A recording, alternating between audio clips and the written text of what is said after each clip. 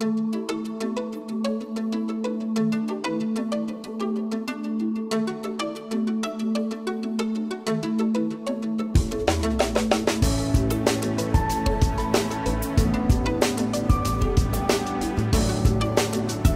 of Northglenn, Channel 8, keeping you informed of events in your community.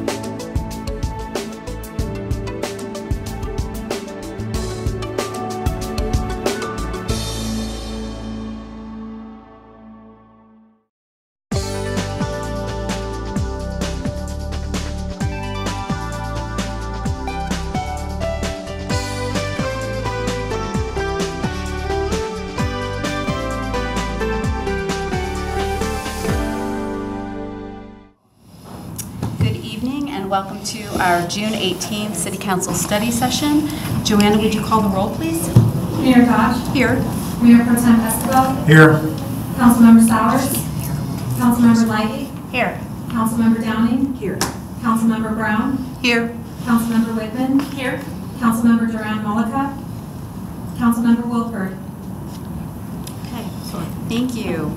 So we have something very fun thank We are interviewing Heather Geyer for city manager position. Welcome. Thank you. And I'm going to allow you to do a brief intro of yourself. Great. Thank you. I'm very honored to be here with you this evening. Thank you for the invitation to come talk to you about becoming your next city manager. To kick us off, I thought it would be great to share 3 things about myself that I think really encompass the value that I'm going to bring to the Northglenn community as your next city manager. Passion, vision, and voice. So my passion, I love cities, and I believe it's our responsibility to make them better places to live. I guess you could say I'm a local government nerd of sorts, or it's probably verifiable that I'm a local government nerd. I have 19 years of experience, coupled with my Gen Xer years of wisdom and life experience. I have high energy, I like to have fun, I believe balance is important, and I have a strong work ethic. I'm a working manager. I'm visible and I'm accessible. I'm a coach and a mentor, and I'm collaborative and compassionate. I have high expectations for myself and, more importantly, for my teams. My vision, I'm progressive. I like to ask why. I like to ask why not. I don't settle for the status quo. I think I inspire excellence. I enjoy problem solving, especially seeing the opportunity in a challenge. I like to take risks and try new things.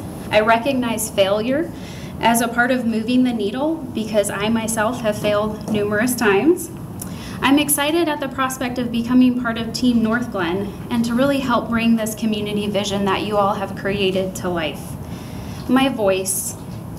When you hear my voice, you're going to hear integrity first and foremost. That's who I am. My recommendations will always be thoughtful and collaborative. My decisions will be strategic. You'll probably hear my tongue-in-cheek humor at times, and whether or not you think it's funny is totally up for debate. When I make a mistake, I'll own it. That's just part of who I am.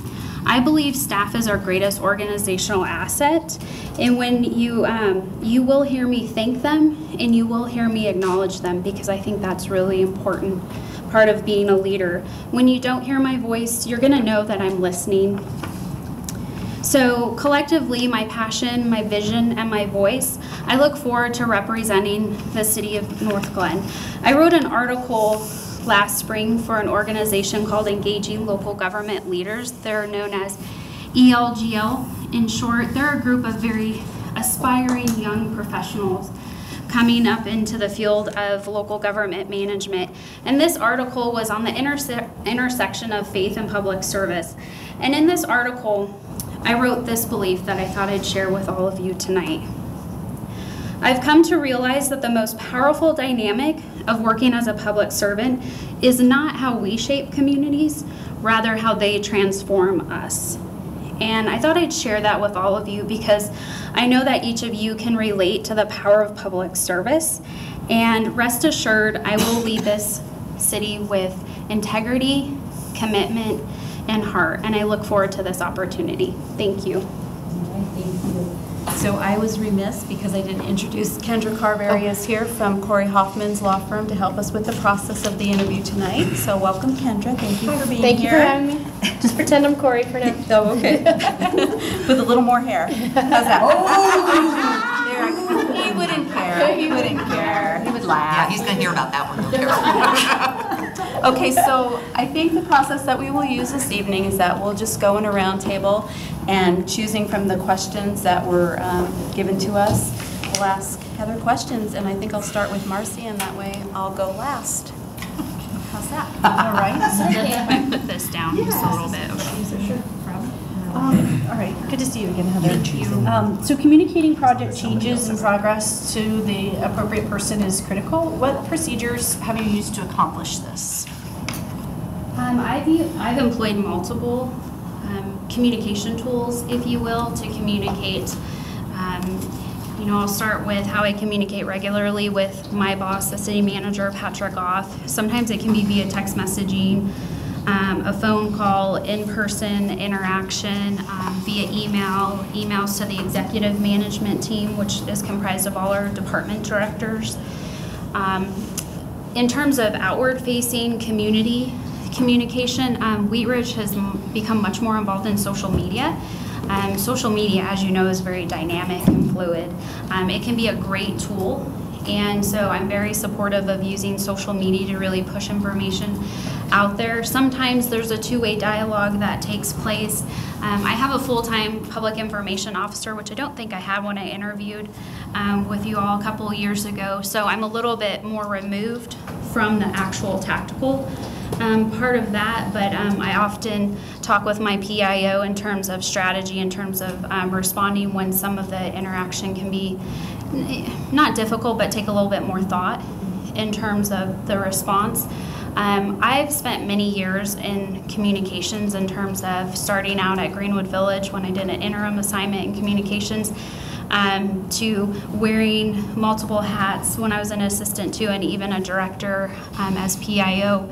So I believe in the power of a quarterly newsletter, if not more frequent. I think that the city has to have a robust website. The thing that I always remind individuals when I'm talking about communication tools is you can't rely on one sole communication tool. You have to really employ multiple communication channels, because you might prefer the city website over, you may prefer an in-person conversation with me. So I think communications need to be strategic, and we need to employ multiple communication channels to really get the message out. I have two questions, but one of them's just little. I didn't bring my notes with me, but what is your current position with Wheat Ridge? It's Administrative Services Director. Okay, is that a promotion from the last time? No, same it's role, not, but more. Yeah. Well, so the thing to understand about my current position, I've been an Administrative Services Director for going on 9 years now. I started out as an assistant to the city manager at Wheat Ridge. We don't have assistant city managers or deputy city managers, so it's great for me because I get to do a lot of fun things, wear a lot of different hats. So I oversee what's called Administrative Services Department. That includes human resources, information technology, accounting, purchasing, sales tax business licensing. I'm the city budget manager, oversee public information, risk management, and I also oversee the executive assistant. So I have a real breadth of operational areas that in a larger city, much like Northglenn, you have that depth and you have department head oversight. We don't have that in the city of Wheat Ridge. So, Thank you. yeah. Can I still ask my real question? Yes. My real question, here it is. There are 9 of us on city council from varying different opinions, those kind of things, Everybody wants theirs done now. It's the most important thing in the world. 112, okay. Just so, if anything happened, to remember it. So, sometimes Meredith might want something that conflicts with what I want, but we both want it, and it's the most important thing in the world to us. How do you handle those kind of situations? I think it's about managing expectations. I know full well, coming into a city manager role, that I have 9 bosses. And you know, say that it's management's just in my DNA. I think it is. I welcome the challenge because I see the difference that you can make leading an organization as a city manager. I am very honest and realistic with my expectations. I will tell you if I can't or my staff can't make something happen. If I don't know the answer, I'll tell you I don't know the answer and I'll have to get back to you. If I don't know how everything's gonna work on something, I'll tell you, hey, let me figure it out and let me bring it back to you. And we can have a more robust conversation, really getting more into logistics of a particular issue. So I think managing expectations in terms of being forthright and just realistic. I have worked in a very lean organization at the City of Wheat Ridge, and prior to that I worked at the City of Greenwood Village that I would say was not as lean and had more money to work with. But with that said, working in those two different environments, I've never made it a commitment or put out an expectation that I can't follow through on. And so that goes back to my integrity, who I am as an individual, and I would never want to put an organization in that position and create an expectation with the council member or the mayor that something's going to get accomplished and it's not. But how do you handle Meredith and I when we're smacking down? Well, Because so you have to prioritize, right? I mean, maybe there's a situation where you're both a priority. Maybe Meredith's the priority. Maybe you're the priority. I guess it kind of depends on the situation. I think it's important to acknowledge that you both have important issues, concerns, whatever it is, and then also communicate to you, hey, I've got to take care of this other fire. It's a real fire, and then I'll get on top of whatever you may have, or vice versa, depending on what it is. I deal with a lot of fires on a day-to-day basis, so it's kind of hard to communicate how it actually happens. But you kind of get in a flow, and what I can say is going back to open communication, being realistic about expectations, and if I can't do something, I can't do something. But I'm the type of person that I will always go through the thought process and ask the questions of my staff. Can we make this happen? When can we make it happen? If we can't, why can't we? What are the challenges? And then looking at the challenges, are they real challenges? Is there something within our control? Or is there something that maybe staff doesn't perceive to be within our control, but really we do have the ability to influence change or make something happen? Does that help? yes, it does. Thank you very much. Okay, so before we go to Meredith, so we have our other two council members that joined us, Councilmember Jenny Wilford and Councilmember Julie Duran-Mullica. Nice to meet you both. Nice to meet you as well. Thank you. And we're just going around the table asking questions from the question sheet. Great. Are you going in order? Yes. Okay, great. You're next, so. After Meredith. Oh, the questions are not. Yeah, you can pick the one you like. Okay, Meredith, so I'm going to do number 7. Yep, that's great. Jumping all over the place. All right. So tell us about a time you had to intervene and resolve a diversity conflict in the workplace. Diversity conflict.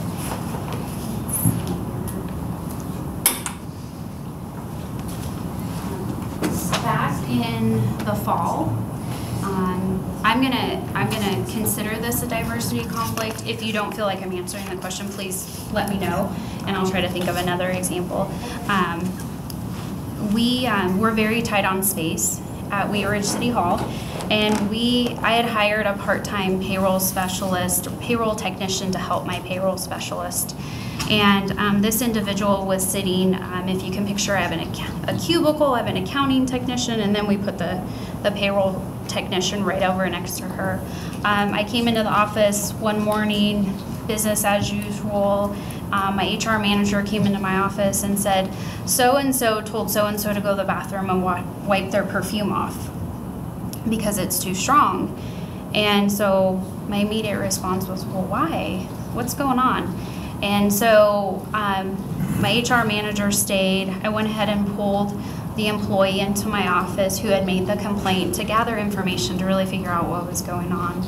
And it was one of those situations where she was not happy about having to co-share a space with the contract employee, and just so happened on this particular day wore some perfume that she didn't like either.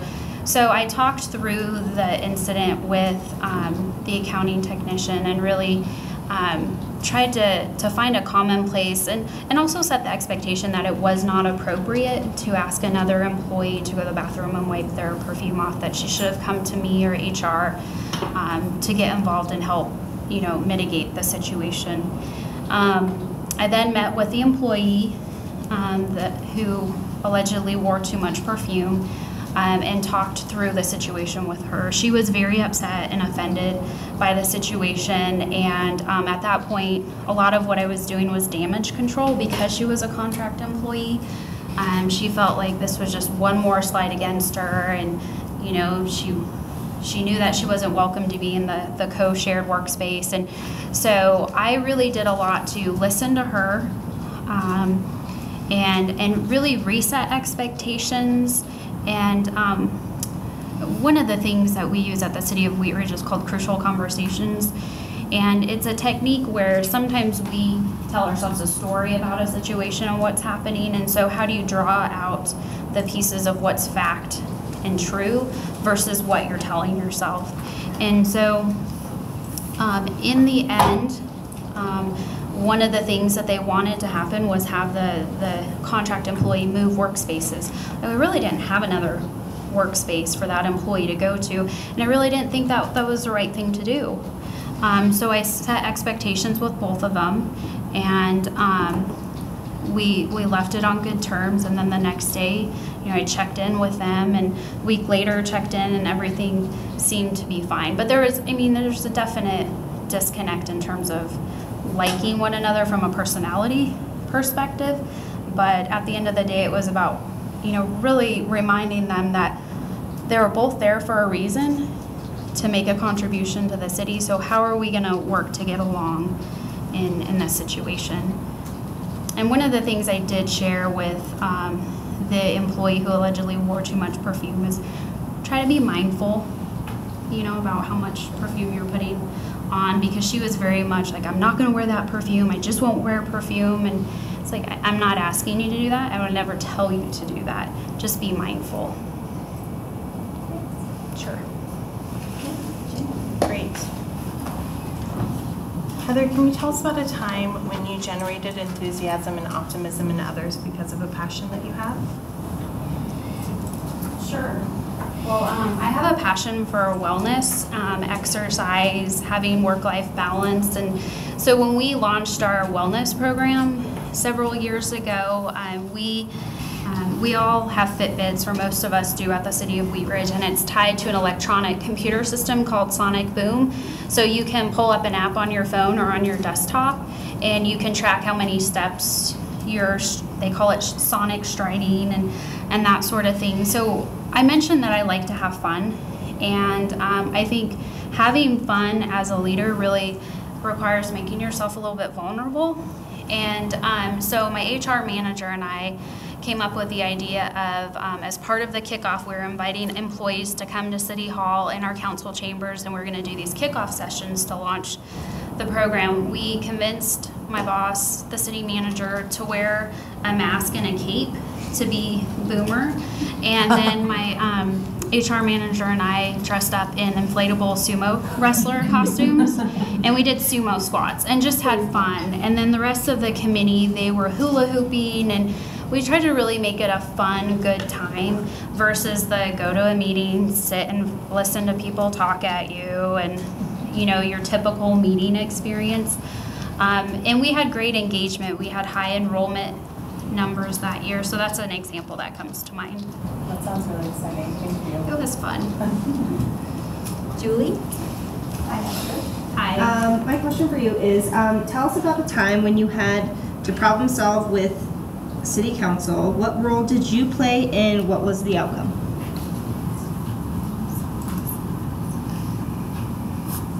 So an example that I give, it's not a recent example, but I think it's an applicable example because I know you all are having a discussion about branding tonight.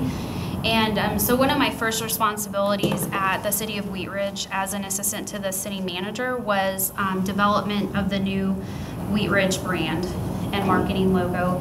And so we went through the process and heard very little criticism about the project. Things almost seemed too good. You know, when you don't hear anything, you have a public meeting, everybody's happy. So we developed this logo, and then I start building an implementation plan. And we have a city seal, which is defined in our charter as the circular emblem. It was designed by a high school student several years ago after the city was first incorporated. And I knew it was there. It really didn't become part of the project, and really we weren't focused on the seal. We were focused on developing this new image and identity for Wheat Ridge. So I was bringing forward the implementation plan to City Council, and we had residents show up who were really upset because they thought we were getting rid of the city seal. And so that was an example of where I had really missed making that more clear in the staff memo at the time, that we were going to use them together. So there's official city documents and our city flag, you see the seal on those materials, and then we use our marketing logo in other forms. And we also had quite a bit of pushback on street signs. And we were just, in 2008, that was pre-entering recessionary times. And so there was a pretty significant budget request. I don't remember what it was off the top of my head, but I'm sure it was several thousands of dollars. And we got quite a bit of pushback. You know, I was very excited. I'm like, no, we need to change the the street signs. The brand needs to be everywhere. I was very enthusiastic about our new brand. But after listening to the council's comments and perspective that this isn't the right thing to do, I was in agreement that, yeah, we need to hold off on that. We have never changed our street signs. Those of you who are familiar with Wheat Ridge know that we have that stock of wheat. And has that made our brand any less effective? No, not at all. Have we been more representative and true to the community by not changing them? Yes. And so that's the example that comes to mind. Great, thank you. Hi, Heather. Hi. I've got a question, but we're right in the middle of a budgeting process for next year. We use the accrual and line item method, and Wheat Ridge uses the priority-based budgeting method. How do you see your role in navigating our budget, considering the difference in methodology, the pros and cons of it, and will you advocate for change in Northglenn method to priority-based? So it's kind of a multi-pronged. Sure. So. Well, the great thing about Northglenn and Wheat Ridge is our budgets are pretty similar in expenditure amounts. Wheat Ridge, all funds, is about $65 million this year, and I know that's true for Northglenn as well. Your general fund's smaller than our general fund by about $10 million. The accrual piece of it, that's really more of an accounting function that I'll set aside. From a budgeting perspective, I go into the budgeting process, and I'd like to say I've learned from one of the best managers in this regard. We always go line item by line item every year, so Jason might cringe at me saying this. But from a budgeting perspective, I don't start with last year's budget and then just add.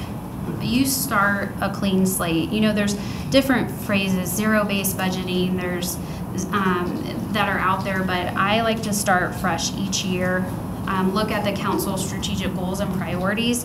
I've reviewed the work plan, so I mean, these are the items that I'm hoping to find in the budget, and if not, then I'm going to ask directors, why do we not have the money? You know, are there questions, policy questions that I need to bring to council and ask for your support on? So we go line item by line item. And the things that I look for, I look at actual spent. So for 19, we would be looking at actual spent for 17, and then an estimated amount for 18, and then a proposed for 19. And numbers always tell a story. And so I ask a lot of questions, and my boss, I mean, like I said, I've learned from the best. He's taught me to be this way.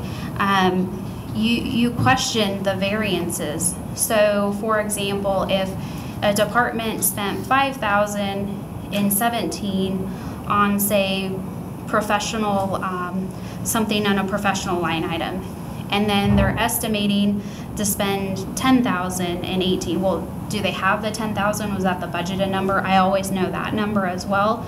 And then if they're proposing, say, 15 in the 19 budget, what does that number represent? We always require a great deal of detail within the line items that get budgeted. So when I'm sitting at the table with council, when my boss is getting questions, I have a big, huge binder about AFIC that I can flip open, and I can go to a particular account number, and I know what's in there. I know what makes up that $15,000 being proposed. One of the interesting things about budgeting is departments always take a lot of ownership in their budgets, which I think is great. But sometimes that can work against you when I hear things like, that's my money. Why is the city manager's office taking my money away from me? And it's like, well, it's all of the cities.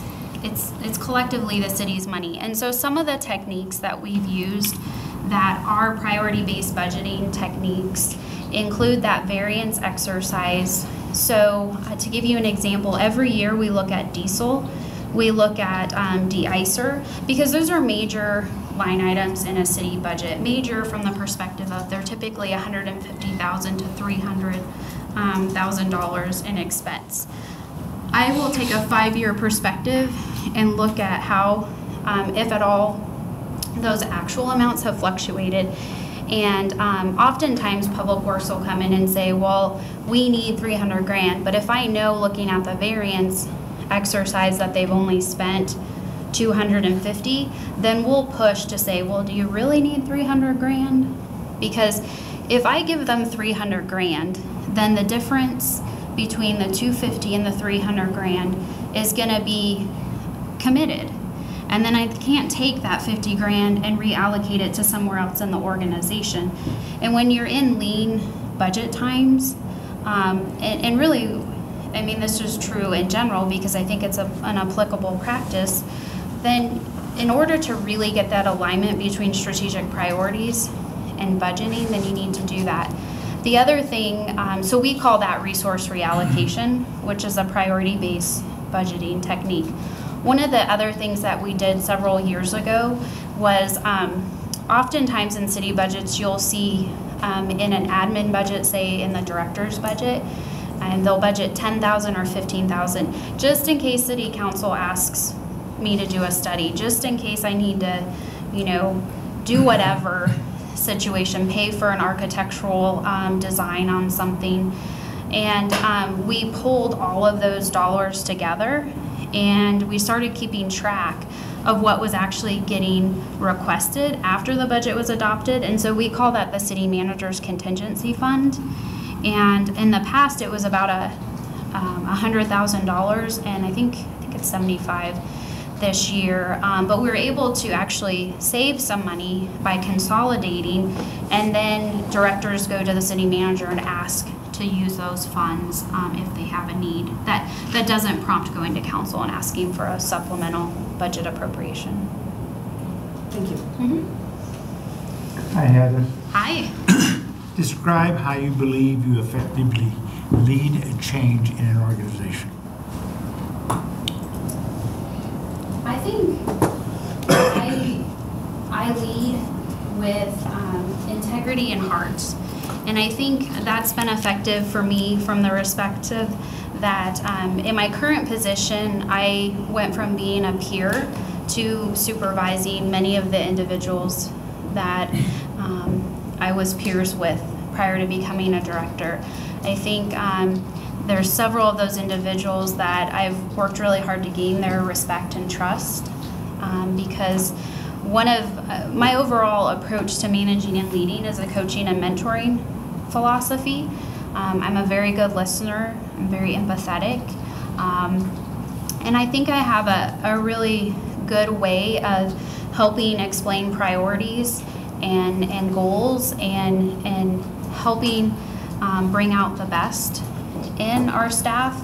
I'm very accessible, and so either meeting with my direct reports on a weekly basis, bi-weekly basis, I'm very flexible in terms of what they like, in terms of the frequency. Sometimes I see some of my staff multiple times a day.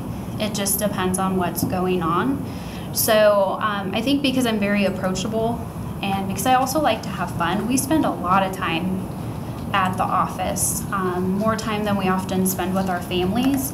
And so I want the workplace to be an enjoyable place for my staff. And so I think I've been an effective leader because collectively, with all of those things in mind, I've been able to inspire and lead the team.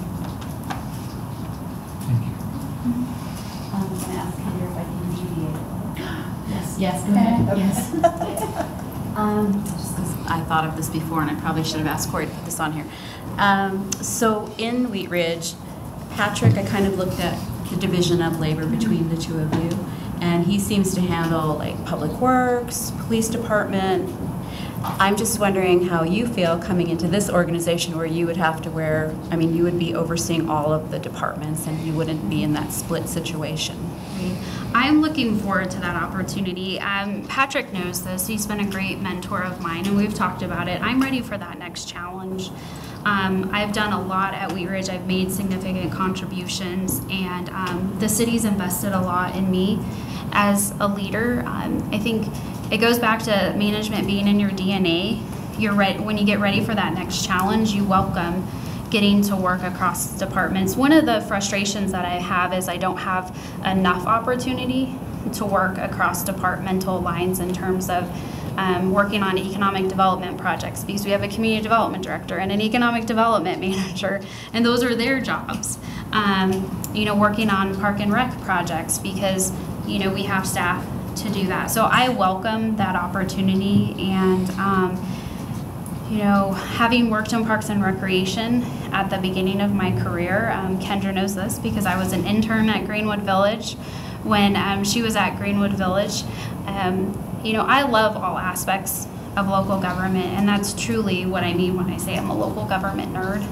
I'll go on vacation and I'll take pictures of trash receptacles and different cool art sculptures. I mean, that's just who I am, right? And I love working for local government, and for me, my growth and my challenge is going to come in supervising department heads.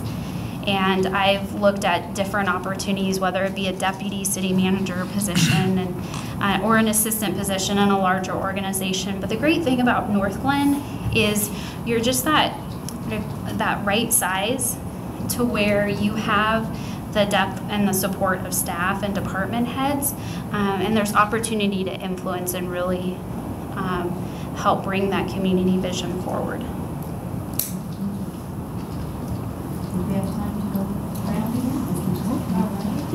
So Heather, what in your opinion does a city situated as we are need to do to design and guide its growth in order to achieve sustainability, livability, and quality of place for the long term, to avoid the predictable cycle of growth and decay for a typical city? It's like a mouthful. Do you need me to read it again? Maybe. I'll circle back. Okay. The first thing that comes to mind is creating that leadership pipeline. What's most important is each of you sitting in the seats that you're sitting in, and the individuals that you appoint to boards and commissions. And then in terms of me being the city manager, the staff that I hire and I keep engaged and retain, you guys set the vision for the community by being collaborative with the community. So I think first and foremost, continuing to collaborate with the community, asking them for their opinions. There's no greater disservice than a community not asking a citizen what he or she thinks. So I think, and then when you hear what it is that people think, what do you do with it? Do you ignore it, or do you work with it? And sometimes you don't have to do something with feedback that you get oftentimes you do get feedback that you want to do something with. So Northglenn has so many projects taking place that are really exciting. I was sharing with the leadership team, I think one of the interesting, exciting opportunities is Carl's Farm. You got undeveloped property. I think it also represents the old and the new. Like, what's the new gonna look like? But, you know, and I've seen this happen in Wheat Ridge, and really sometimes that can become a tension.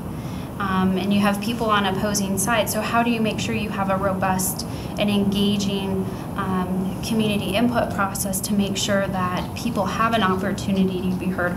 Ultimately, mayor and council, you are the decision makers. And you are elected by the people to make decisions and move policy forward. I really view my role as city manager in making sure that you have the best information available to help you make informed decisions. May not always take staff's recommendations. Sometimes you may, but it'd be most important to me that you have the best available information at your disposal. I think it's a continual thing, so it doesn't stop. There's not an end point. You know, there's simultaneous projects happening. You have the Huron Center that had a significant facelift. You've got the Marketplace. You've got the Justice Center. You've got the Ralston House being built. You have some commercial corridors that, quite frankly, need some TLC. So what does that look like? And so making sure, you know, the work plan represents what we're hearing, what we know needs to be done, I think is important. And I'll pass this out to each of you. Actually, I'll go ahead and just do it now. Let's see, Kendra, if you'll pass that down that way. And one of the things that I have on this work plan is making sure that we budget for a strategic plan update session next year, because I know the strategic plan document on the website is dated 2014, and it's still very relevant in terms of this work plan.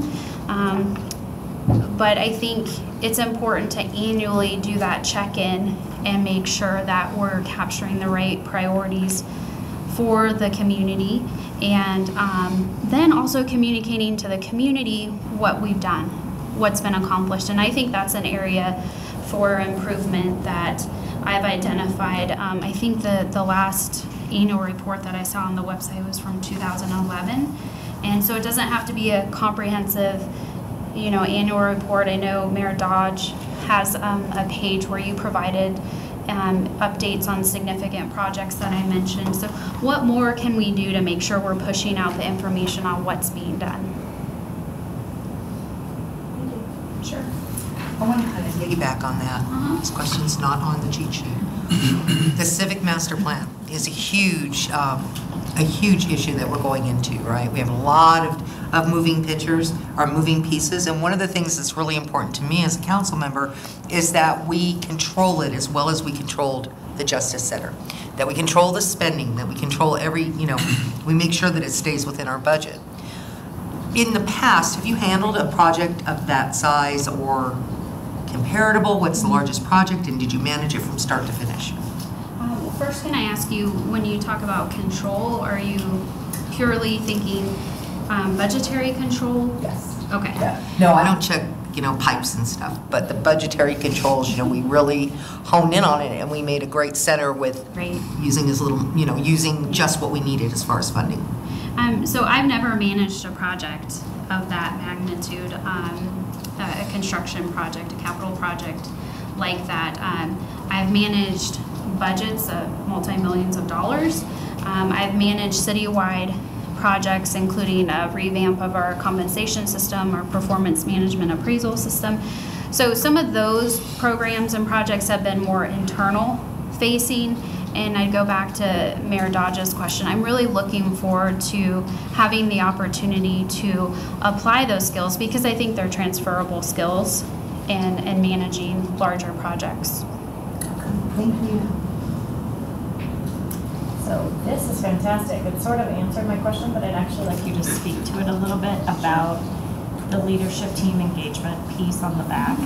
I was connecting it to our question 8 for your reference, is just how you plan on jumping into a new team because you've spent so much time with kind of, an existing team and moving up through Wheat Ridge. So stepping into a brand new team, what are those strategies to kind of make sure it's a positive transition? Sure, it's a great question.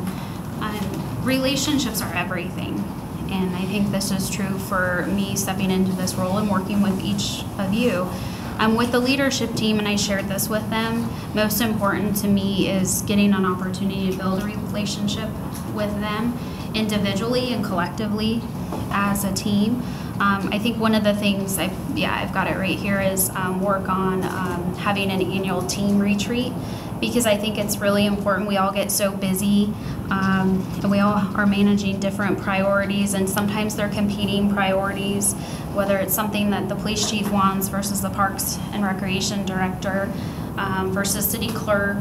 And so how do we stay fresh, and how do we recharge when we need to recharge? And I think one of my roles as the city manager is really to be able to gauge and take a pulse on the organization when that needs to happen.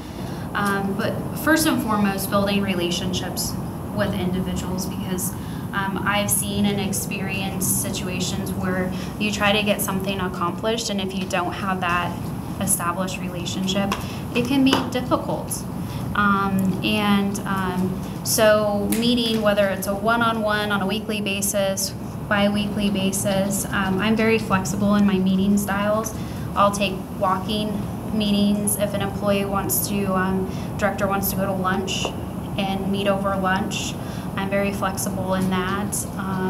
It's really about sitting down with each director for me and asking them, tell me about yourself. What are your goals? Where you're at in your career.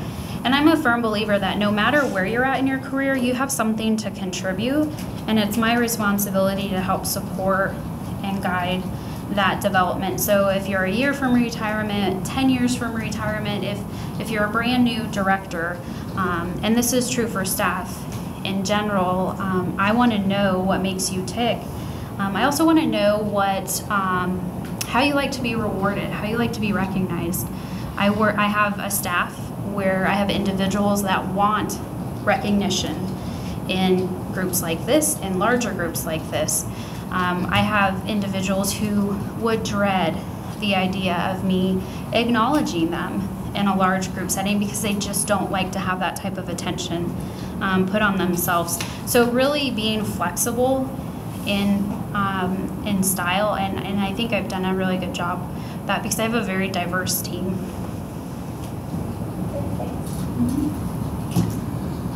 Staying on the theme of teams, tell us about a time that you had to go against the wishes or needs of your senior leadership team. What did you do? How did you explain your reasoning, and what was the result? So I'm going to answer the question, so I hope this doesn't come across as if I'm not answering the question, because I can't think of a time that I've gone against senior leadership team desires. I really work collaboratively with our department directors and my city manager, and we won't just push forward an initiative unless we have buy-in. And that may be that we reach a point where we agree to disagree on something, but we won't just push it forward in a disrespectful, your opinion doesn't matter sort of way. So what I typically do is if I know there's things that we're not in alignment or agreement with, we'll take a step back and figure out what we need to do to keep moving forward. So an example, did you ask me for an example? Yeah. Okay. We implemented an electronic timesheet system last June. It's been a full year. And with that system, we piloted the project, with the police department. There are 78 sworn officers. We figured it's one of our largest populations within the city, let's try piloting the project with them. We did not have good participation levels with that pilot project. And so when I knew it was time to circle back to executive management team and let them know how that went, I was gonna have to deliver some tough news that it didn't go well, and that we were at a decision point of, well, do we push forward or do we take more time and pilot the project? I know Wheat Ridge really well. I've been there 11 years, and I was of the opinion that we need to keep moving forward. That if we go forward with another 30, 60 days of a pilot, we weren't going to get to where we needed to be. So directors, we had some really, tough conversation. The chief wasn't really happy because he wasn't made aware that the pilot wasn't going well. So that was something that, he circled back to me on, and I had to explain where the management of my 2 project co-leaders and the overall project team failed in that regard. Knowing his style, we should have reached out to him and said, it's not going well, can you push your folks to do better? We decided to go ahead and move forward and figure out what we needed to do from a training perspective, from HR staff and my assistant to the city manager going out to the different departments and doing updates in department meetings, and then sending out all city emails to really make sure that it was a success. Now, the goal wasn't 100% perfection, and so that was also part of my job to manage expectations with payroll, knowing that that individual was going to have to follow up with people, that people weren't going to enter their time correctly, that they might get confused with the codes. We learned a lot through that process. We learned that we didn't have certain codes for certain types of leave and that sort of thing, but it was a collaborative enough environment that you captured that feedback and you could keep the project moving forward. All right. So I'm going to choose this one because I think you already answered the other one. Okay. So how have you handled people who are difficult to get along with? Please describe a situation in which you were effective in getting a difficult person to cooperate, and then explain what you did to make the difference. Staff member, external, do you have a? You could pick.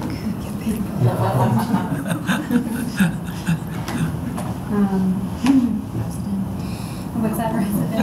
Resident. Well, I shared this example with the leadership team earlier in my interview. Just last Thursday, my boss called when I was meeting with our police chief, and he had gotten a call from a business owner who has done a lot in terms of advocating for the redesign of our Ridge at 38, which is our Main Street area, and he was irate. We had contractors out there digging up handicap ramps on both sides of the street right in front of his patio. So I had gone upstairs where our field inspector sits and to check in with him and find out what was going on. And he was having a bad day. He wasn't feeling well. He wanted to go home. And so I said, well, why don't I just jump in the truck with you and I'll go out there and we'll see what we can do. And so I went out to the 38th Avenue business site, and the business owner was livid. He was really upset. And so, when you're in that type of situation, you have to be able to assess quickly what the issue is. And the issue was that the contractor was out there. It's about 10:30. He was getting ready to set up for lunch, and he wasn't going to be able to use his patio, the outdoor seating. Was that the best decision in terms of staff scheduling the contractor? No. And so I was the one serving as the face of the city to own that. No, this wasn't the best decision. We could have done better. And that's what I said. We messed up. We're going to fix this. We're going to make this right. So I was in a position where I could have the contractor stop work and come back at a different period of time. But in talking with him, we reached a compromise to where, well, they had already torn up one handicap ramp and had started doing the framing, and they were going to pour the concrete. They were just digging up the other one. So he said, well, if you can get the other one dug up and get both poured and coned off, then let's do that. And then there was another section of concrete that needed to be torn up. Come back Monday and do that at 7 a.m. prior to him opening up for business. So we were able to talk through that. I think part of how I was effective was going out there, letting him know that the city cared, letting him know that we messed up, and acknowledging that he has been a significant community partner for advancing the roadway vision on 38th Avenue, and just saying, let's make this right. That, you know, we messed up and it's wrong and we won't do it again. And so that's a recent example. I have a different question. I've thought about this for a while. So you can stop me. Okay. Okay, if you don't think it's appropriate. Okay, will do. Okay, city council has 4 employees. We have the city manager, city clerk, the judge, and the city attorney. So You're going to ask whether she would fire the city attorney. No, I'm just kidding. Can we bring Kendra? I'm just going to replace him. Maybe I'll just say yes, just because you know. I'm just kidding. Totally kidding. We've already made that major decision. But with that being said, we have 4 employees, and so I'm just wondering how you would, because you know that there's 3 out of the 4, you know, that really do not report to you. Right. How do you make those employees, I mean, they are contract employees to the city, feel like they're part of the team and they're valued? Great question. I think number one, you have to recognize the value and why the positions exist. I think these positions are instrumental in the organization, and I would help them feel valued by including them as appropriate in decision making. So in terms of the city clerk, making sure that she's involved in leadership team meetings, making sure that she is up to speed on certain things that I know from mayor and council in terms of agenda setting, making sure that the flow of information is dynamic.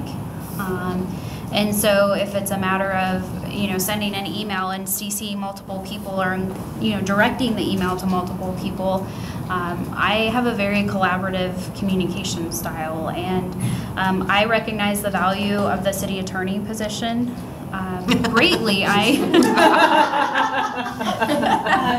I work pretty regularly with our city attorney, Jerry Dahl, and one of his associates, Carmen, and another associate, Joe Rivera. We just worked on a business licensing revocation issue where we really leaned on Joe to help us navigate that particular issue. I work with an elected city clerk and an elected city treasurer. Those are part-time positions, and they're unique to Wheat Ridge and unique to Colorado. It's part of how I'm used to working in that environment where you know, each position has a responsibility and a role in the collective whole, I guess you could say. And so me not supervising those positions doesn't bother me. I don't think it's appropriate, honestly, in terms of the function. So you know, I would be very collaborative in terms of my relationships with those individuals. You know, I know Corey Hoffman from his work with the Wheat Ridge Urban Renewal Authority, and I think he's a great person, and I would definitely lean on him because he's got history of Northglenn, and you know, he's really that advisor that when I'm in a position and I need to say, what are my options? Can we legally do? What can we not do? I'm going to look to him. I don't have a law degree, nor do I want a law degree. I thought about it back in college, and and I'm glad that there's people like Kendra and Corey, as well as Joanna, who, you know, the city clerk. You know, it's I think there's a role and a purpose for each position, and we're a collective team. Thank you. I will pass. Okay, we have about 5 minutes left. I'll just ask you a brief one and then maybe let you kind of just share some other things that you might want us to know about yourself. My question is pretty easy, though. I am deviating, I'm sorry. Corey wouldn't probably let us deviate all this time, but thanks, Kendra. So we are going to hire a new public works director, and it's really important to us because of the capital improvement projects that we have going on with the wastewater treatment plant to the tune of, 70 million total. So we really liked and loved our last director. So since you were not really in charge of the public works department, how does that look to you, and how does it feel that you will actually be in charge of selecting the person for that very important position? I welcome the opportunity, and I've done some thinking around what that looks like. I think with the degree of what is happening in the city of Northglenn, I think it's important.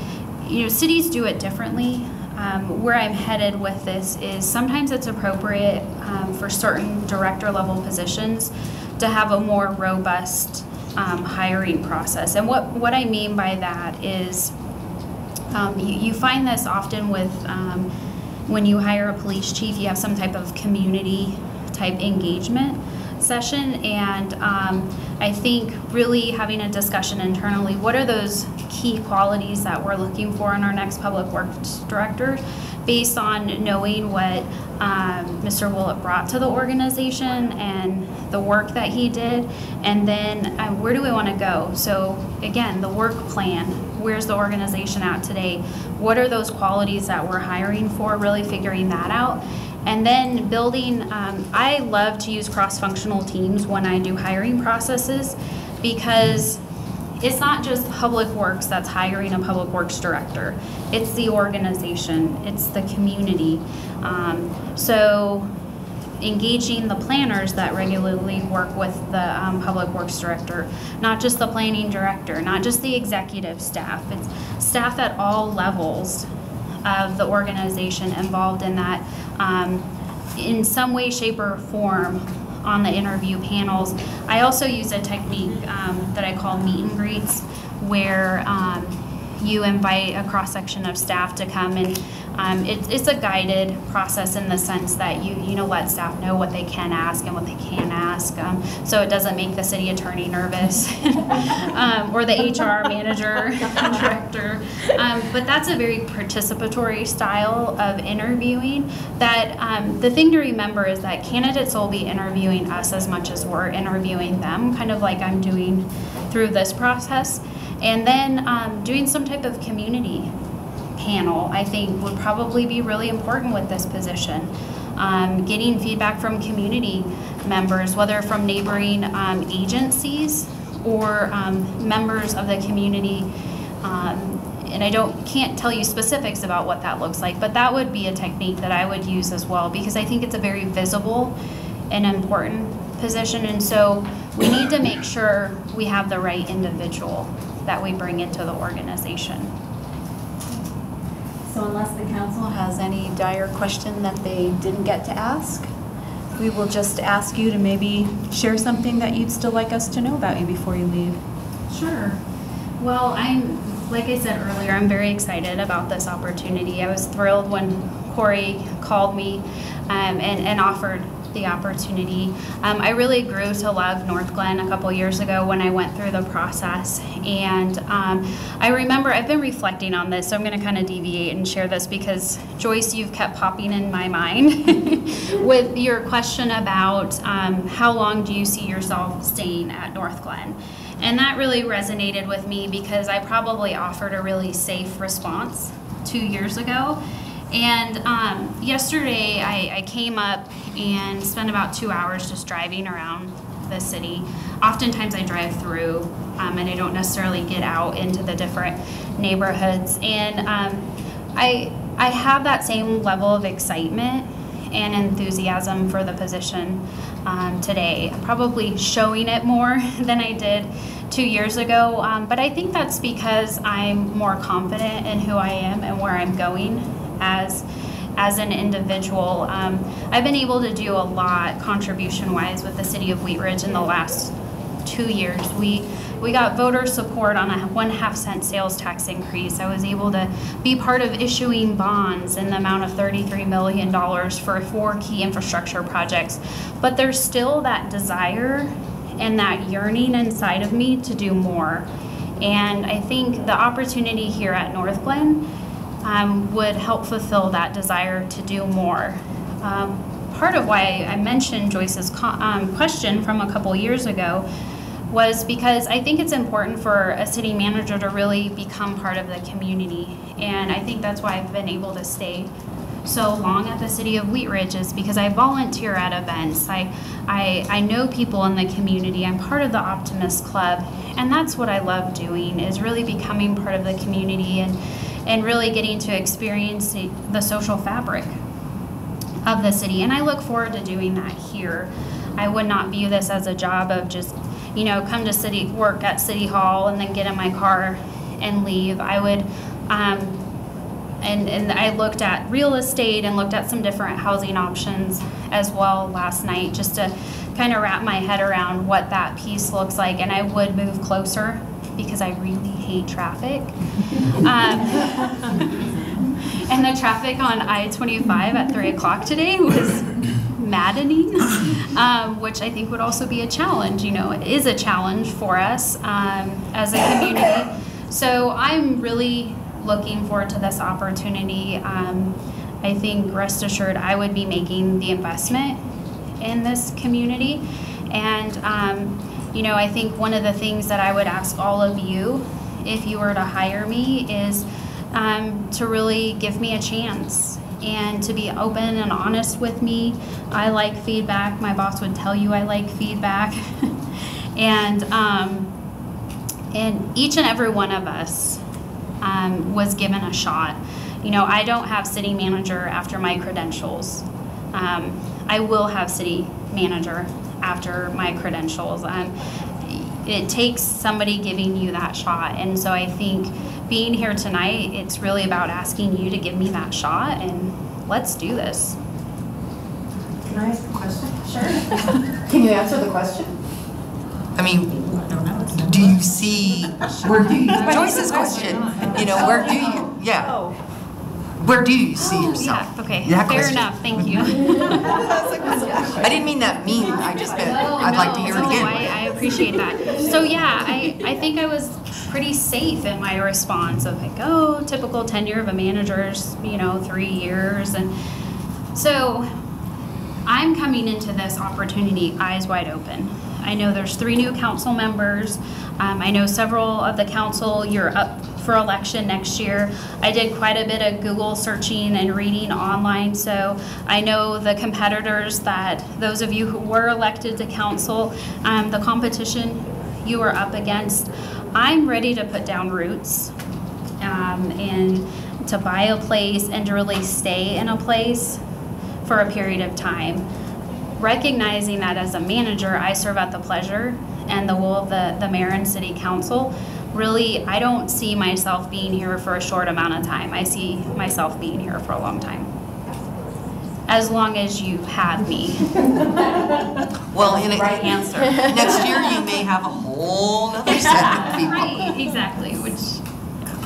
So Heather, I know I speak for the entire council in thanking you so much for your interest in this position, for fitting it into your schedule. We're kind of fast tracking this, so thank you for that also. I know you'll be up at the CML conference. I will, a little tomorrow. bit. Yeah. So maybe we can run into her. If you've got some other questions, you can have some one-on-one time with her. No, without me, I'm just kidding. Oh, that's right. I was just going to say, can we meet without this? But you don't have three or yeah, exactly. Not 3 the magic number. And so pretty much it looks like, we'll have a week to ruminate on you, and you'll have a week to ruminate on us. And we will meet again, and I'm sure our city attorney will get back with you when we do that. But thank you so much for being here. Thank you. I really do appreciate the opportunity. Can I ask just a quick process question? Is there a point in this where she's able to ask us questions, or how does that work? Well, if you guys are interested in delaying the study session a little bit, we can do that right now. Yes. Yeah? Okay, I do have questions. Okay. You go right ahead. No, I'm just kidding. All right. You can only choose one, and then ask each person one question. Well, so I'll ask you this question because of time's sake, and I know you've got a full agenda to get to. This is a fill in the blank. I want Northglenn to be fill in the blank. Yes. All right. More business friendly. I want Northglenn to be invigorated. Thriving. Vibrant. Innovative. Nicely done. Sustainable. Economically. Ready. Respected. That was good, Carol. All those are good. We're all together. What's that? We're all on the same page, so that's good. Those are fantastic and great descriptors of, again, I think that excitement and synergy that I see happening in this community. So I'm just going to leave it at one question. I have other questions, but there'll be time. Ask us at the Santa. Right, exactly. And I actually just got you warmed up for your branding session. There you go. Well, thank you, Heather. Thank you so much. Okay, Heather, I'll be sending you my hotel room. Chit chat for a while. But Kendra's got to come too. With that one. Ask Corey. Just come find me. He'll tell you you need to be there. All right, Marcy, good to see you. Oh, thank you. You're welcome. Thank you for having me. I'll see you So next year. nice to meet you. Thank you. That was fun. You're welcome. Great color, by the way. Oh, Nice to meet you. Good. Good. I Tell do. my son about That's because we're not your real client. Next day. Oh, good to see you. I will. Yes, we'll see you. Thank you. Yep. Definitely. Thank you, Joyce. It's good to see you. You got it. You don't have to. Sorry, you got it late. Yeah, I was just thinking of Corey. Yeah, I got the email. I was like, okay, that must be her. Oh, yeah. I'm down for that. No, I mean, seriously. You have such a confidence. I think we're pretty good. We've got some 76. Did you call a recess? Yeah, like when I had that staff last week, to 200, so I just ordered these two. That's a bunch of people who are already. I'm still recording. You're definitely a dress girl. I thought Edit it out. I was there. I know, I'm scared. We agree on more and more. Okay,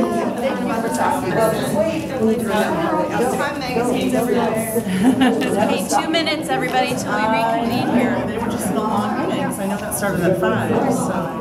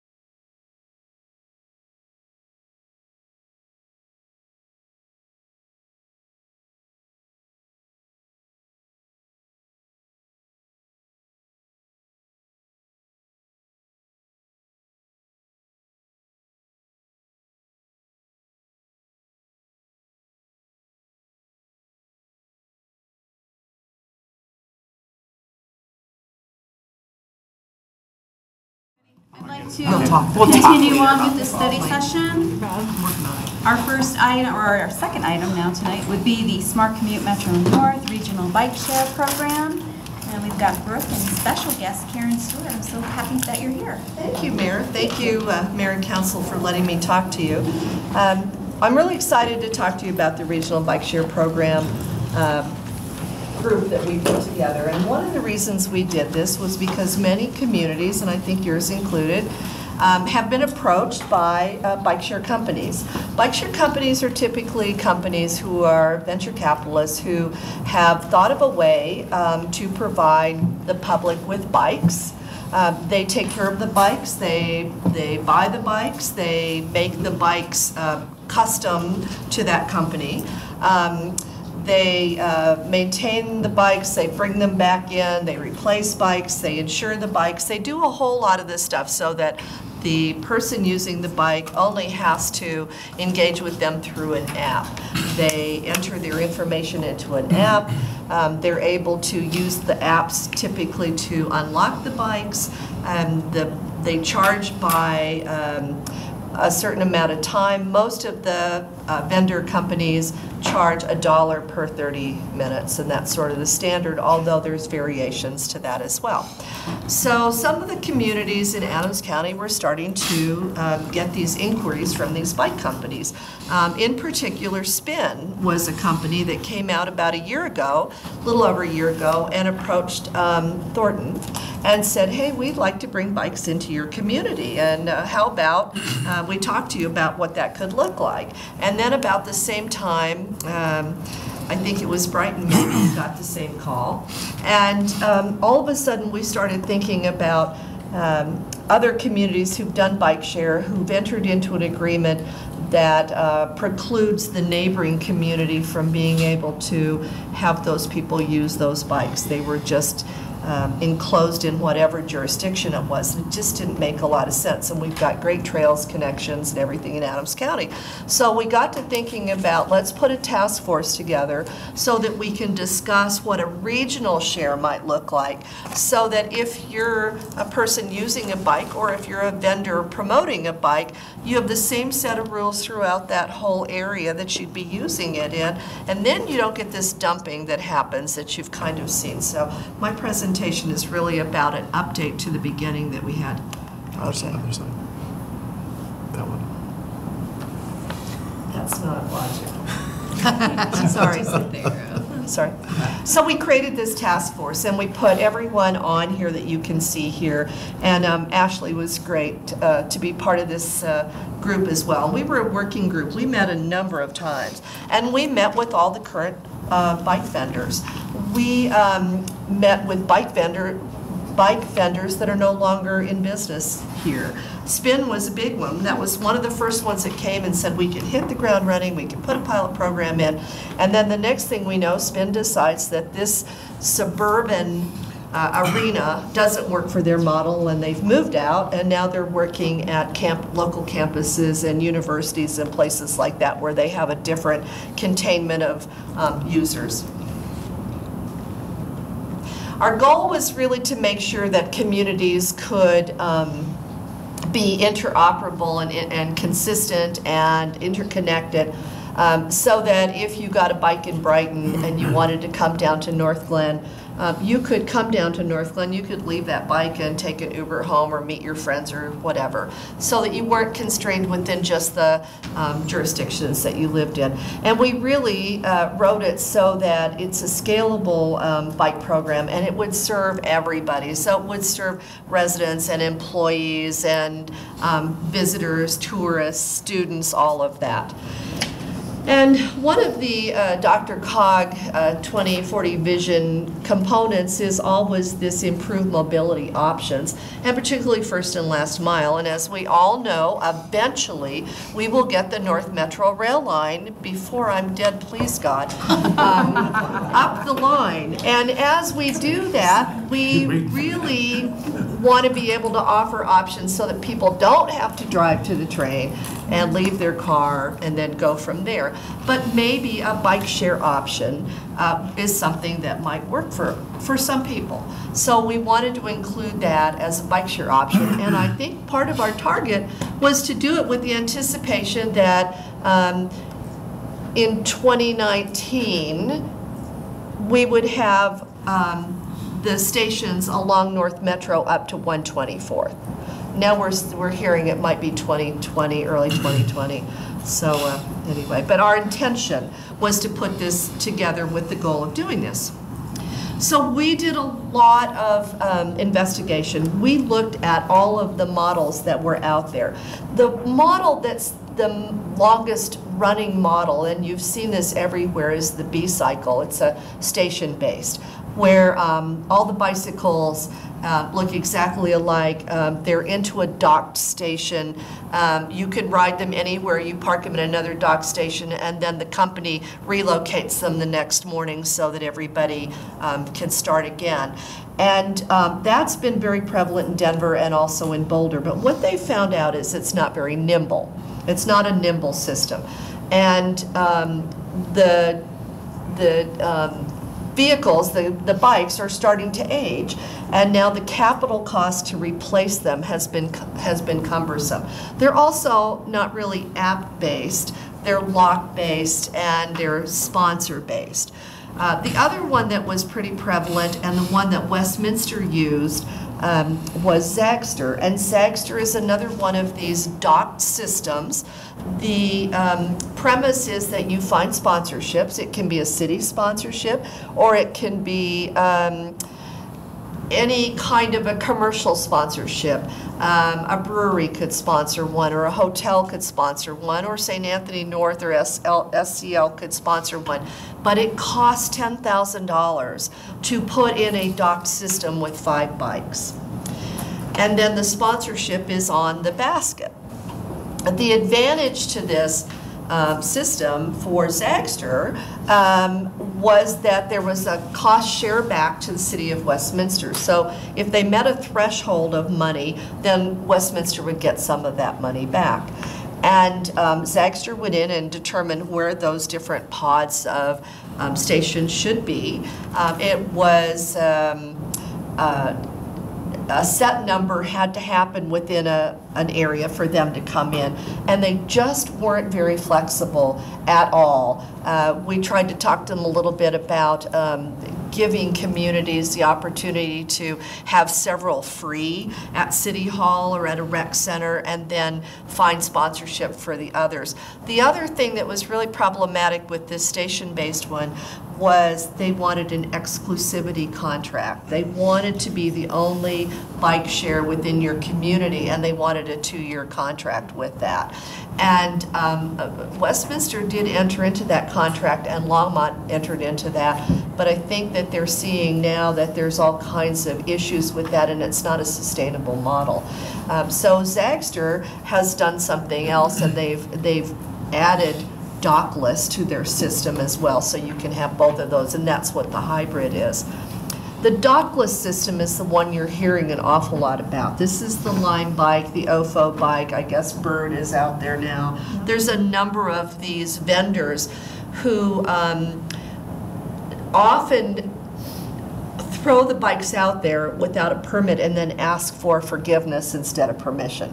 And we don't want that to happen. What we really want is to, if we use a dockless system, which seems to be the most nimble, they can change their prototype in a more rapid fashion. Instead of just having a cruiser, they're starting to offer e-bikes, e-assist bikes, so that for people who really can't pedal uphill, you've got that e-assist.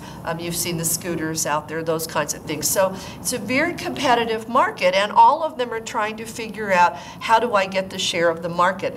They've done an analysis that says they have to have 2 rides per day per bike that they put out there to make it work for them. So we did all that analysis, and we came to some semi-conclusions.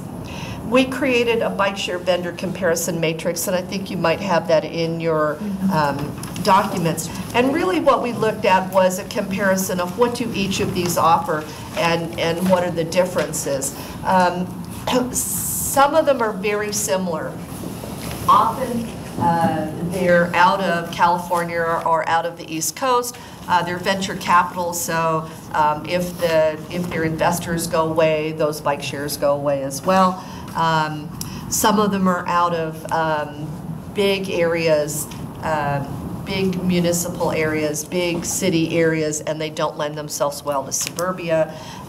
Almost all of them charge about the same amount of money. Almost all of them have some opportunity to reduce the cost for students. If you have an EDU email, it automatically is half price what the regular price is. All of them have adopted that model, and many of them have adopted a model that allows the working poor or low-income people within a community to qualify with some kind of a promo code that maybe Adams County would give whoever qualified, and then they could put that onto their app and get that reduced fee. The way most of these work are, the dockless ones are, you have an app, you look on your app to see where a bike close to you is, and you pick up that bike and you unlock it with a QR code on your app, and you ride it until you're done, and then you lock it again, and then they quit charging you. And you probably won't have that same bike again when you want to use it again, but your app will show you where another bike is. And the beauty of that is that you have more bikes in your community. They're easy to find, and they're non-restrictive. So you don't have to have docking stations to get those bikes. The bad piece about the dockless that we put into our summary report is often bikes are left in places that you don't want them to be left in. And that's the importance of having a permit process. Here's the bike vendor comparison map, and it's just to show you, but you've got the stuff. And some of these have gone away since we put this map together. So one of the things the task force thought about was, well, what do we want this regional thing to look like? So we considered maybe issuing a countywide RFP, just saying we'd like to have a proposal. Here are the criteria for the proposal. We thought we should probably issue a permit, some kind of a permit, and we looked at the places that have done the permitting, like Aurora. They have a very well thought out permit process, and they shared all that with anybody who's looking for a bike share program. And then we thought about existing policies and ordinances in each community that may prohibit the use of these kinds of vehicles. For example, an e-assist may not be allowed on the trails if you don't allow motorized vehicles on your trails. So to look at each of those. So in this discussion, we talked amongst ourselves, and Thornton raised their hand and they said, we'd like to be a pilot program. We would like to put together a program, and maybe everyone can see what happens to us and then decide where they want to fall into this. One of the reasons Thornton wanted to do it is because they're trying to call themselves Sustainable Thornton now. They're really looking at how do you put multimodal into the planning process in Thornton.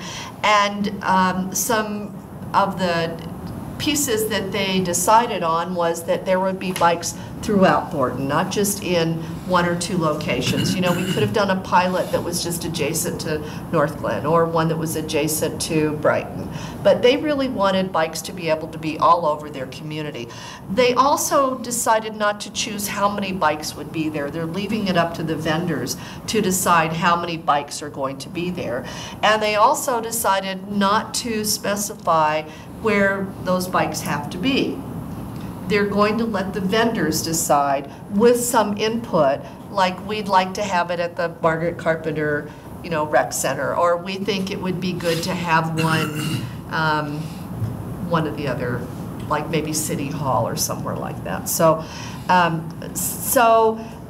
what they've done is they put together this permit process, and they're hoping to get their ordinances put into some kind of shape to allow this to happen and get this started this summer and do a 2-year pilot on this.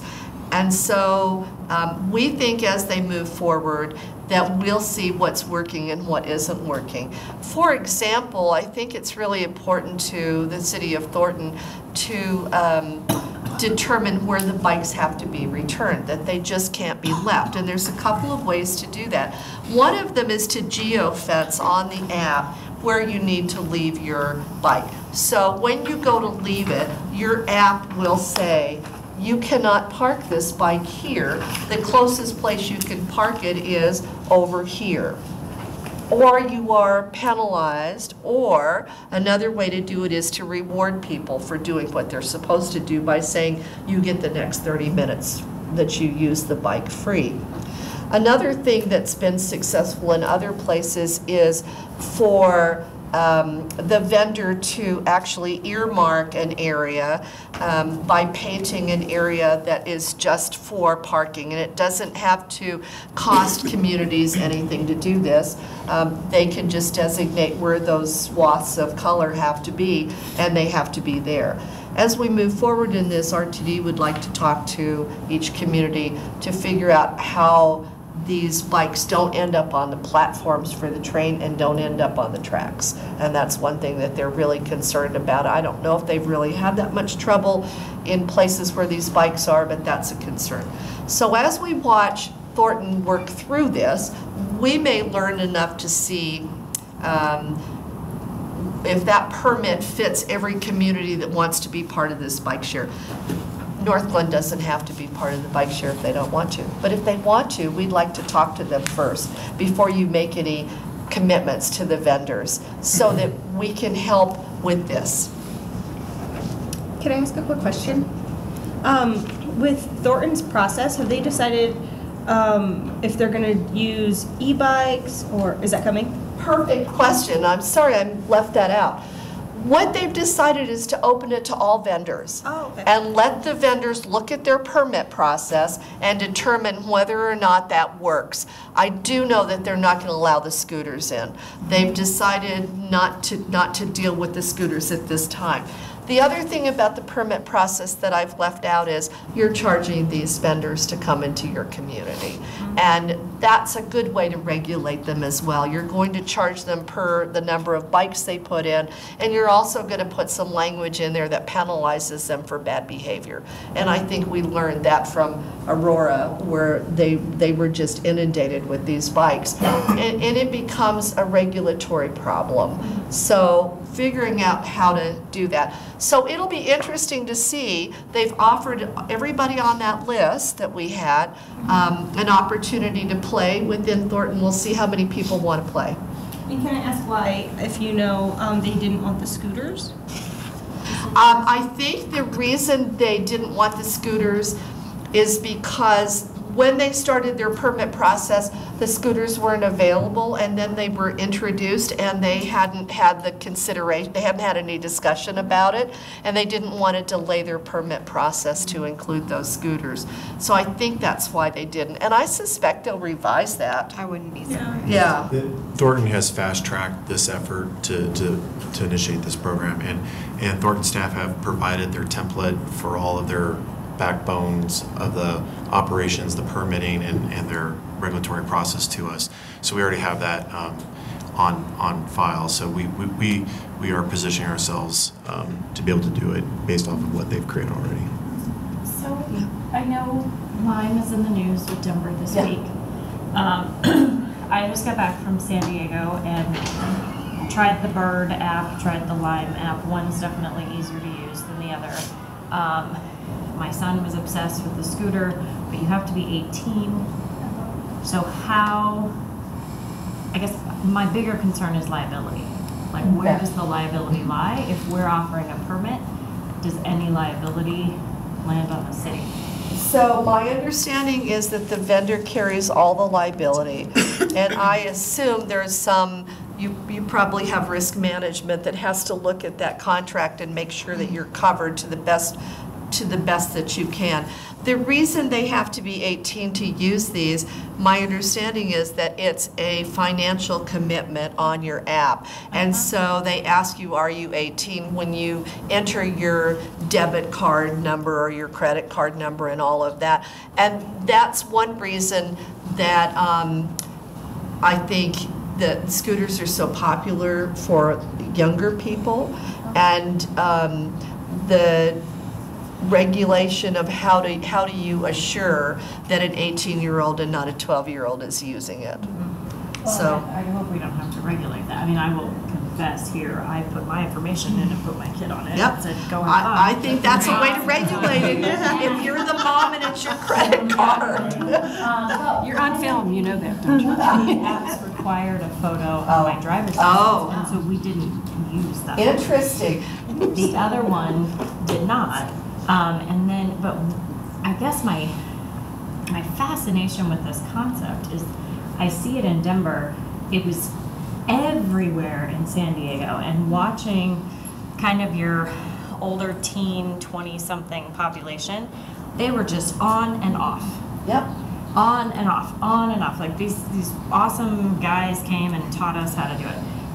They are really, it looks really user-friendly in a city.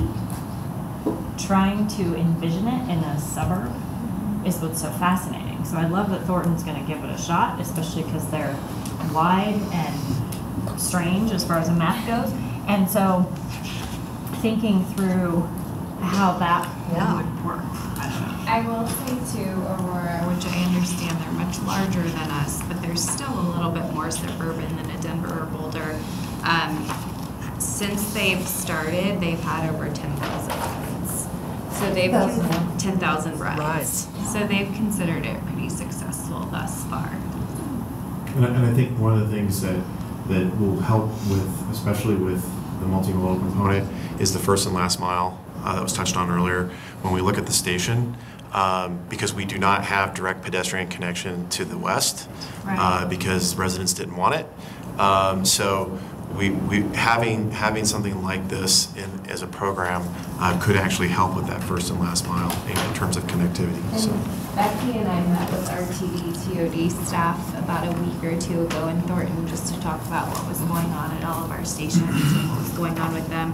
And they did say they're working directly with vendors to come up with an agreement for kind of rules on their property. So it's definitely something that's on their radar as well.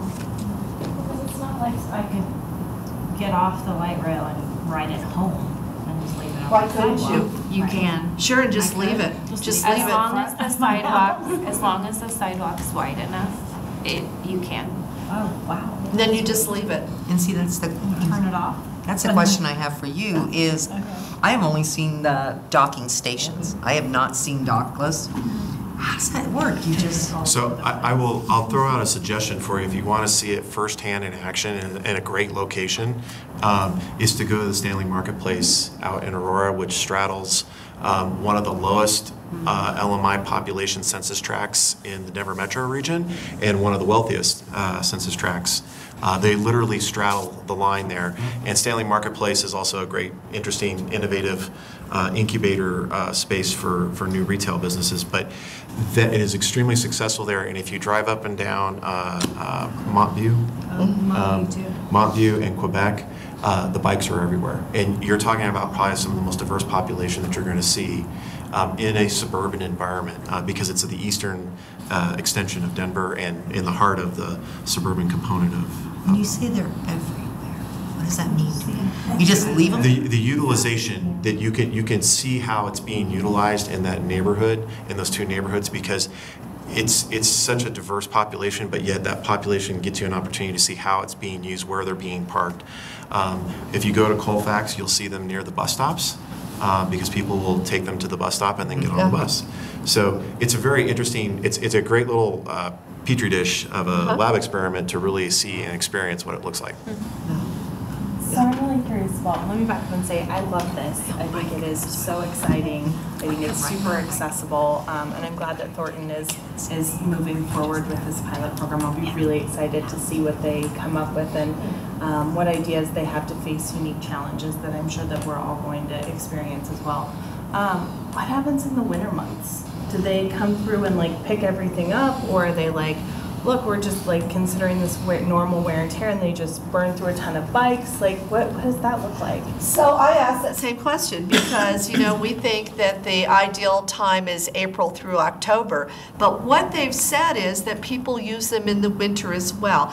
What they want is two rides per bike, and if they're not getting that, they'll reduce some of their bikes in order to get that. So they feel like Colorado in particular has a pretty good we walk around in the wintertime in shorts, you know, so they think it's a pretty good environment to continue to keep those bikes out there, and that's one of the reasons Thornton is doing it over the winter to the next spring, just to see how that works. So it'll be interesting. Well, you might. Well, look what happened with Bike to Work in the winter. Oh, I know. A few of us. We didn't think, I was so skeptical. I was like, Bike to Work in the winter? You're kidding me. And I didn't want to put any effort into that. But I didn't. But people rode their bikes. Cold that day. Oh. My hair was frozen. Some pictures. So you might want to know In why. retrospect, going by the lake with the water was Yeah. maybe not the best Maybe idea not. for winter.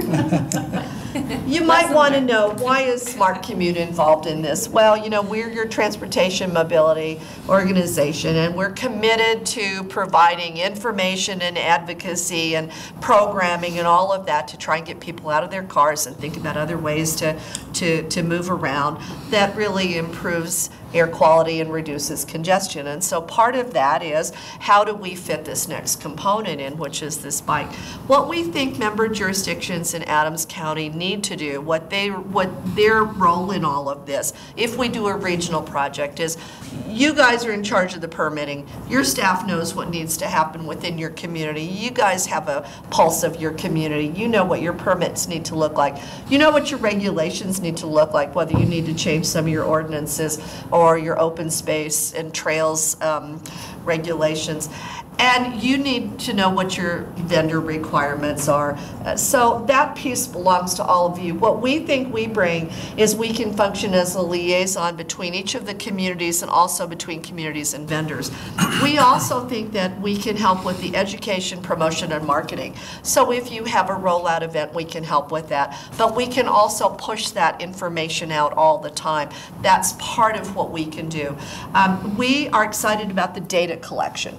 We believe that having data collection that just doesn't come from Thornton, just doesn't come from Northglenn, but comes from Adams County, will be really helpful in some planning exercises, maybe some trails planning, maybe some infrastructure planning, maybe some sidewalk planning. We don't know yet, but we really think it's a great opportunity to collect data. And in talking to the vendors, we have required them to allow us to have that data. You know, they will give it, you have to ask, but we've required them, if they come to Adams County and do a deal, we need to get that data. And then the other thing that's pretty exciting is we can ask survey questions and we can do evaluations. So when we talk to vendors, we said, when someone's finished with a ride or at the end of the month or whatever, can we put survey questions onto the app and have people answer those?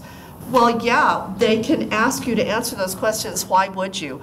Well, maybe you get something free from them if you answer those questions. Maybe you get a free ride. Maybe we've got a sponsor who's going to give you an ice cream cone if you do the ride. So those are the kinds of things that other places have done. We think we can do it too. Can I ask you one more question? Yeah. Before my old brain loses it for you. When Thornton, you know, rolls theirs out and everything, is it one vendor that they're choosing, or are they choosing multiple vendors? They have allowed all of the vendors to look at their permit and offer to be part of it.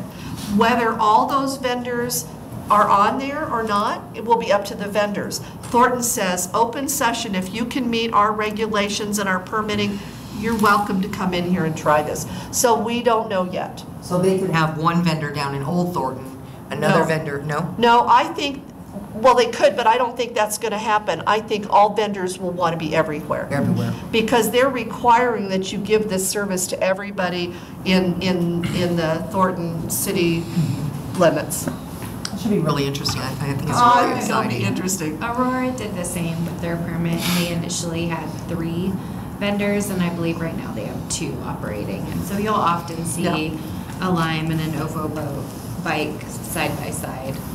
And they're just different colors. They're different colors. They're pretty similar, they're cruisers. But you know, the Zagster model, the one thing we really liked about it early on, and we almost went with docked model in the beginning, they have different types of bikes. So they have the cruiser, they have the adult 3-wheel, they have a hand bike. They have a number of bikes, and St. Anthony North has all of those kinds of bikes at their station there as a pilot as well, to see who would use what bikes.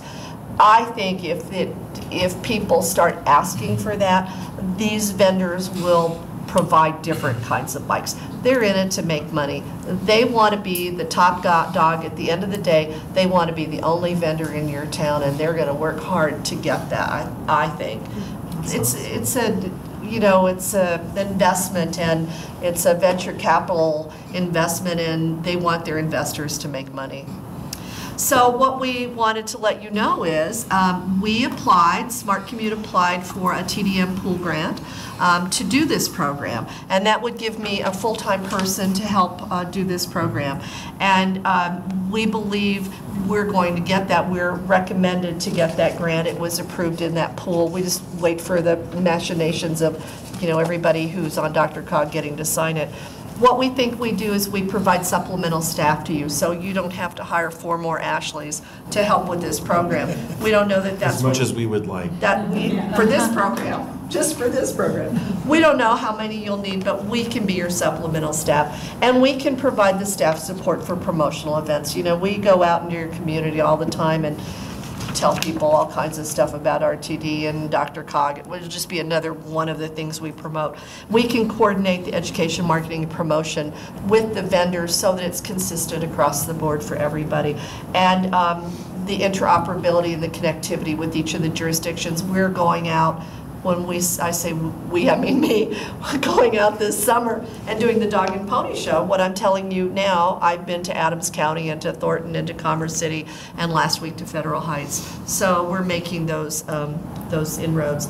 And then the data collection, the surveys, and the evaluation of a regional program. That's what we bring to the table. So I was just thinking about where could you have some of these bike shares if you wanted to designate where they are. Well, obviously, the N-Line station at 112th makes a lot of sense.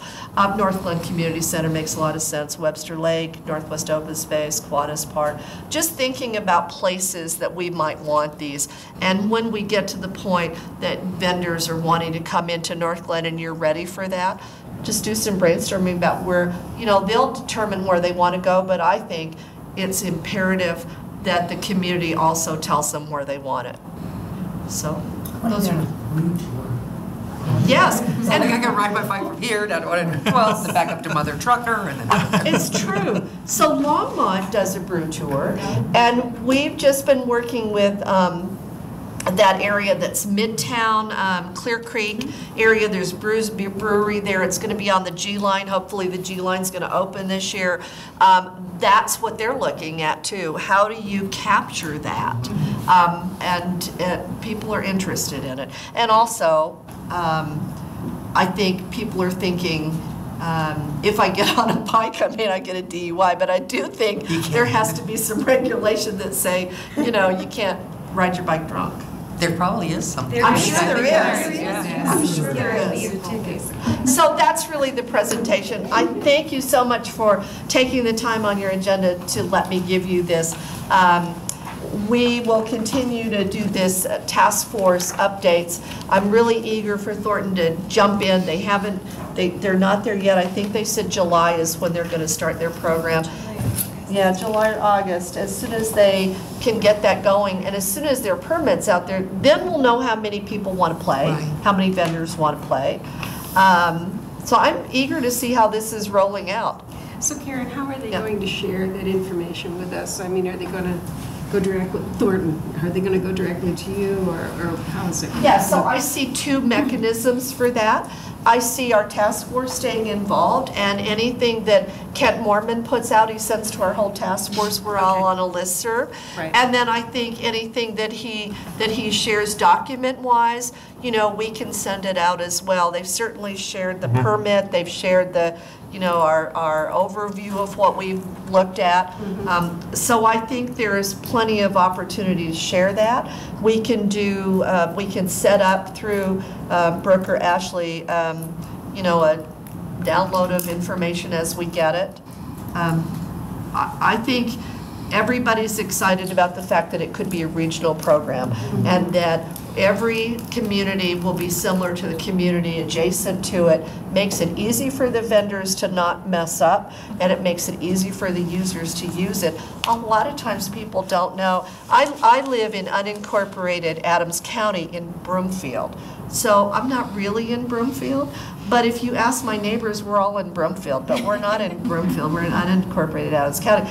A lot of people don't know where they live. On the borders. And so it's just the reality of it. So it makes it easier if everybody's on the same page. It may not be as simple as it seems, but I do think the effort of doing a regional program makes a lot of sense, and it's protective. So what's our cost to participate in the future? You don't have to pay us anything. You are part of North Area Transportation Alliance, and Smart Commute is an agency of North Area Transportation Alliance, and we don't ask you for money. Our services are free because we get grant funding, and with this grant for this, we shouldn't have to charge anything. That's right. And I asked that question because the other thing is that the model that we're going after is the vendors would pay a permit fee, but we would not be paying them anything. So this is potentially a zero cost opportunity, and we're going to monitor what happens with Thornton. But if we choose to move forward, that's part of the understanding that we would be moving forward with, is that this would be a no cost engagement. And we hope that's true. Caveat to that is, if it becomes cumbersome to regulate this, or if it becomes cumbersome to permit it, you may be looking at additional staff. That's what happened with Aurora. But we think, because we will be the liaison, that we can provide that additional staff initially. No promises on, we don't yet know how many, but I think in a city the size of Northglenn, that the permitting and all of that shouldn't be cumbersome, I wouldn't think. Agreed. I would agree. Well, thanks very much. That's all I've got. Are there any other questions for Karen before she leaves?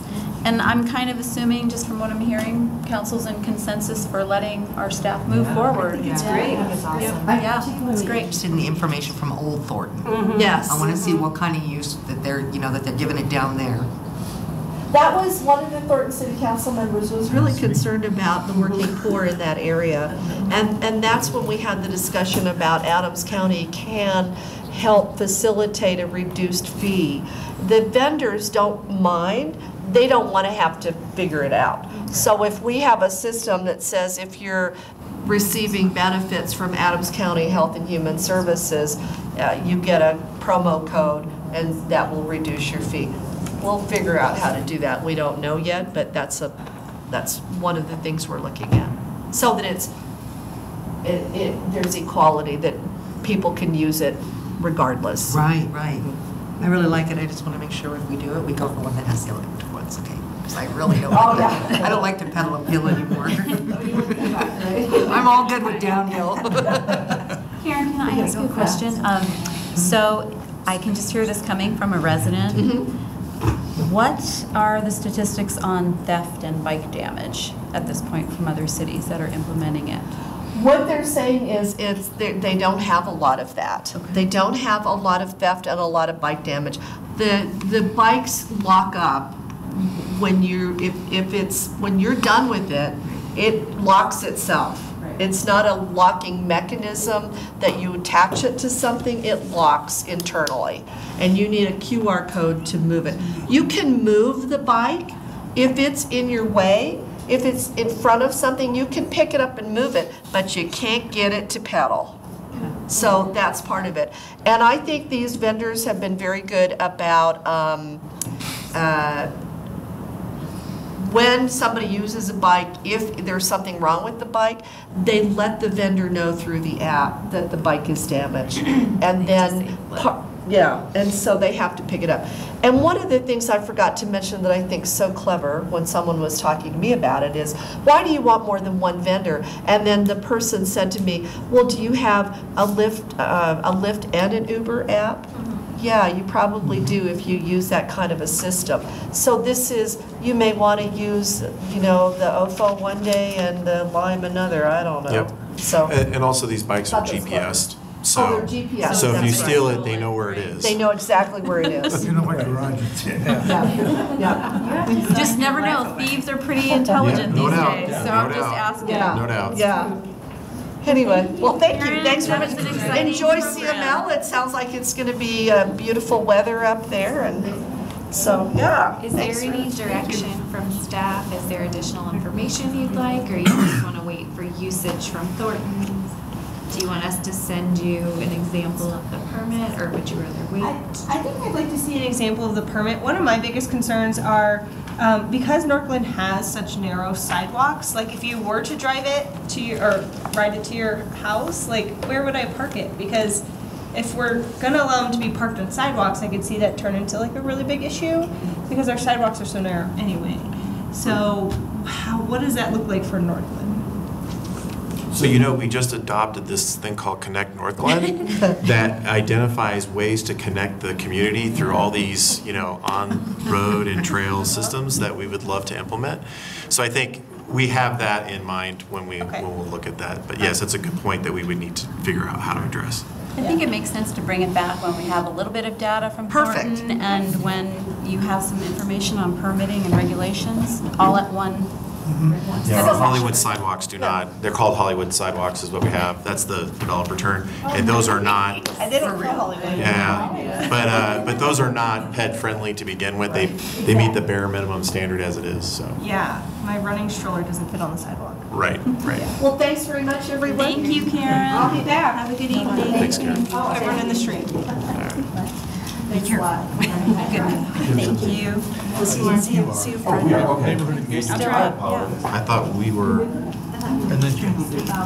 No, wouldn't dream of it. So the next item is neighborhood engagement program. Okay, so I'm going to let Ashley lead the conversation here, but essentially what we wanted to be able to do tonight was to sort of talk about the overarching elements that we've been working on internally and present those to you. And so with that, I'll give it to Ashley. I don't want to, because I'll start talking longer and then I'll give away half the stuff she's going to say, and then it won't seem as good. So. Okay. All right, thanks, Council. So the Neighborhood Engagement Program, this is something that was on the city's work plan for 2018, and it wasn't necessarily an implementation item. It was sort of an explore what options there are and bring forward some opportunities moving forward.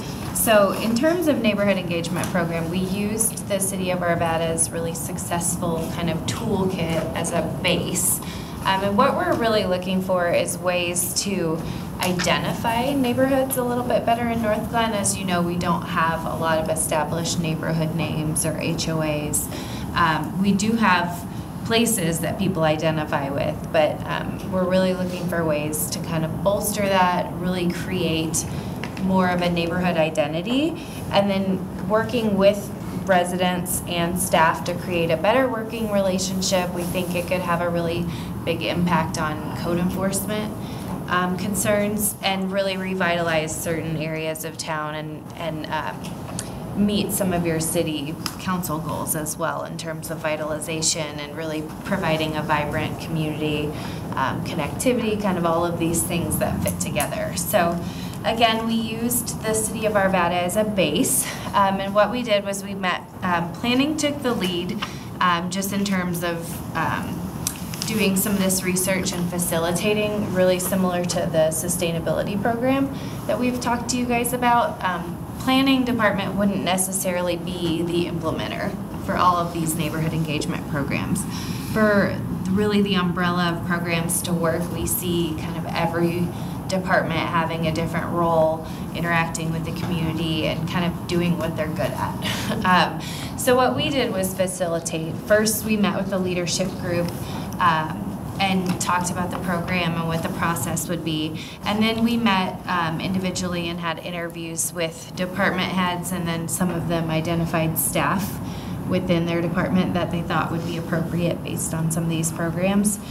And we started with asking them, what existing programs does Northglenn have that already fit under this umbrella? And are there ways that we can work to kind of integrate them with each other or kind of have strategies to enhance existing programs? And then we wanted them to take a look at Arvetta's list and see what programs they really identified with. Some of them fell off and you don't see them in this worksheet.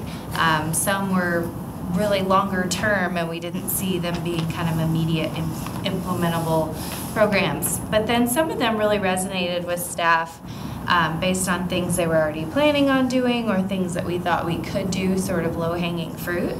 And then finally we asked, what else? You know, what's missing? What would you want to be doing? What do you think would enhance the neighborhoods and really get the community engaged and involved and have a positive impact on the community?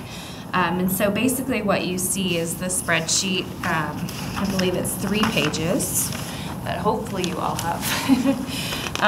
And so the first page is really dedicated to mostly existing or ongoing programs. So you can see Northglenn's already doing a lot.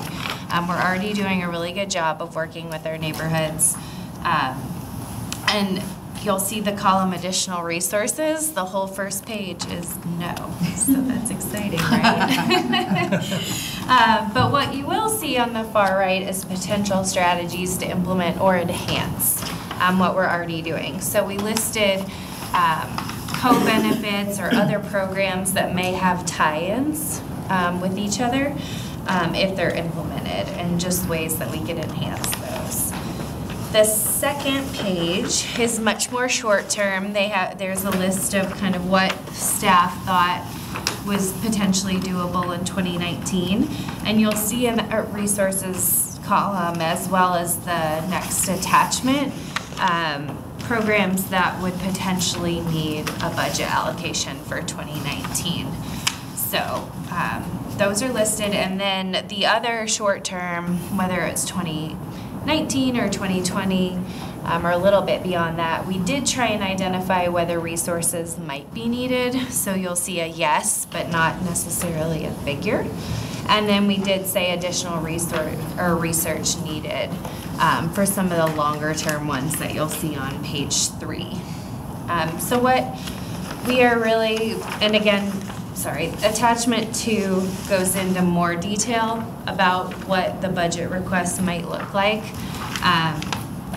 As you know, we're kind of just embarking on the budget process, but we did want to kind of give you a heads up there that there are some of these programs that you might see in some of the individual departments' package requests. So a little bit more information. So I guess what we are sort of looking to you tonight is just general reaction. Are there programs in 2019 that you have real concerns about and don't want to see us look further into? Are there programs that you think you'd like to see sooner or more research about? Just giving kind of staff a better direction and make sure we're on the right track. Discussion, Marcy? I know one that I was excited to see and one that council's talked about before is the block party trailer. We've seen that done in numerous communities in Denver. I mean, they have a process that you can have grants to throw an entire block party, band, music, food, you know, all that kind of stuff. So I am excited to see that. I know we've talked about it a few times. But I also wanted to just ask on the mediation. I know we had a program, and can you just remind me, do you recall any of the stats for usage? So the mediation program we used to have was one where we had in-house staff trained throughout various departments that provided mediation services primarily for neighborhood disputes. In code enforcement alone, we probably had, when we were running the program, we probably had 5 to 7. And we also had other mediation efforts that were PD related, essentially where the primary impetus to this is that we would have the same two residents calling and complaining about each other within 5 minutes of each other 5 times a week. And so it was really trying to figure out, well, obviously the trash can is not really what's going on here, or the white picket fence. There's something more. We moved away from that, and then this program, what is being contemplated here is that there is a third-party group out there that provides, it's sort of an arbitration training tool that some organizations use to get arbiters that then go work for courts and whatnot to get their practice and training in. One of the reasons, and it's typically free, however, we've not had enough time to explore the liability aspect to this, and so the reason we put money in there is because we believe there's probably going to be some general indemnification and liability that would be required if we do go third party. We are not recommending third party, or we're not recommending in-house staff do this. I agree. I think it's probably better that we keep it separate at that point. Yeah. But I can tell you just this year alone, just in code enforcement, I think we've had 2 or 3 cases. And interestingly, when we reached out to these folks who said they would do it for free, we contacted them and said, we have someone here ready to solve your problem. The phone call stopped. Yeah. So it's interesting when you offer somebody the solution to their problem and then all of a sudden the problem itself solves itself. Agreed. And the last one that I was excited to see was the community cleanups. I think we saw the effectiveness of that 10 years ago when we made a heavy push for it. Yeah. And I'm excited to see it as a possibility for coming back. Yeah, so I think in this program that we have that we're showing in this, it's basically an east and a west side cleanup effort, where basically it includes public works staff with sanitation as well as code enforcement staff. And for our code enforcement, it's more or less having a presence about a positive experience with code in terms of we're helping you help yourself with your neighborhood and try to put a better spin on their role with the community. So we think that that's also another exciting opportunity. Anyone else? I think so. I'm a huge block party trailer program person as well. I think that is just going to be awesome, and I also would like to see it kind of paired with the portable movie. So we actually had a resident in my neighborhood who worked for a company that had a portable movie, and so he did it for everybody, and it was a lot of fun, and everyone just had a great time. So it would be really cool to kind of add that option onto the trailer. And then one that I was kind of surprised to see in here, but I kind of like the idea, is the mascot. I love it. I think that is such a cute idea. I don't know where you guys got that from, but I think it's, especially if we tie it into the 50th anniversary. I think Kim is here. Kids love mascots, So- as long as they're not scary. I will say that this one got mixed reactions depending on which department we met with, and so that's why we put it on here. We didn't take it off as a no, because some departments were really excited about the prospect, and some were just questioning what would Northglenn's mascot I think that's an excellent question. and so I would really, when I talked with Kim in our interview, we talked about potentially exploring it as part of the 50th anniversary, but we really did want council's feedback on this one, especially whether or not you'd be for it. We already used the orange man over there, you know. Yeah, we do. And so Arvada, they bring theirs to community events, so it's just kind of an added. People do love Buddy the Bison when he comes to Kids to Parks Day and Heal Day. But again, this was one we didn't really feel like we could make the call because it was mixed. So I would love to have your feedback. I think it's really cute. I want to wear the suit. Sounds like fun. Right. Fun. And if it's not a scary one, kids love taking pictures with weird animals. No clowns. No clowns. No yeah. clowns. No clowns. It does scare kids. And then, my final flag, I'm a huge proponent for the Inclusivity Committee. So anything that could further that process, I'm super excited about. So on the movies, one of the things that we're still looking into is the because the portable movies is also supposed to be something for like you could do a Sunday night football or something like that. So one of the things is that we got to make sure that we don't have any licensing infringement copyright issues with that. And so we haven't had a chance to circle back with Arvada and how they manage that. Because I think if it's on private property in someone's backyard, it's not something you can regulate, but if it's like out on the street. If you're closing a street or if it's open to the public. there are So different we're still rules. trying to track that down, and that's the reason why we actually didn't bring it forward in this year, because we want to make sure that we're not creating a false expectation and then have it one year and then all find out that we have to pay all these licensing fees for people to utilize that and show, you know, Dory or whatever. I believe Arvada passes the liability on to the person who checks it out, and they sort of sign saying they'll follow licensing rules. But Yeah, I think that's probably a huge part of that, and I would imagine it to be like the budget to be way bigger if we had to deal with like licensing. Exactly. This is just for the inflatable screen. Just for the screen Yeah. and the case and the speakers. Yeah. Cool. Jenny, great, thank you. I echo previous comments. I'm really excited about the block parties and all of the other ways of bringing people out of their homes and into the streets to get to know each other and have conversation. I think that's such a critical way of building community that I'm just really excited about it. The other one that I wanted to highlight briefly was your visitability grant program. I personally am really thankful for this. You know, I'm currently, this is more personal, but you know, trying to figure out how I help my 88-year-old grandmother stay in her home as long as possible, because that's where she wants to be. And so seeing something on here around, you know, how do we help our residents stay in their homes as long as possible and age in place is something that I deeply appreciate. And it looks like there's some additional research needed, but I would personally love to see any sort of options like a grant program, or I think there's a project that they had started up in Fort Collins around, you know, matching folks that needed a place to live with seniors to try and help provide an added level of support.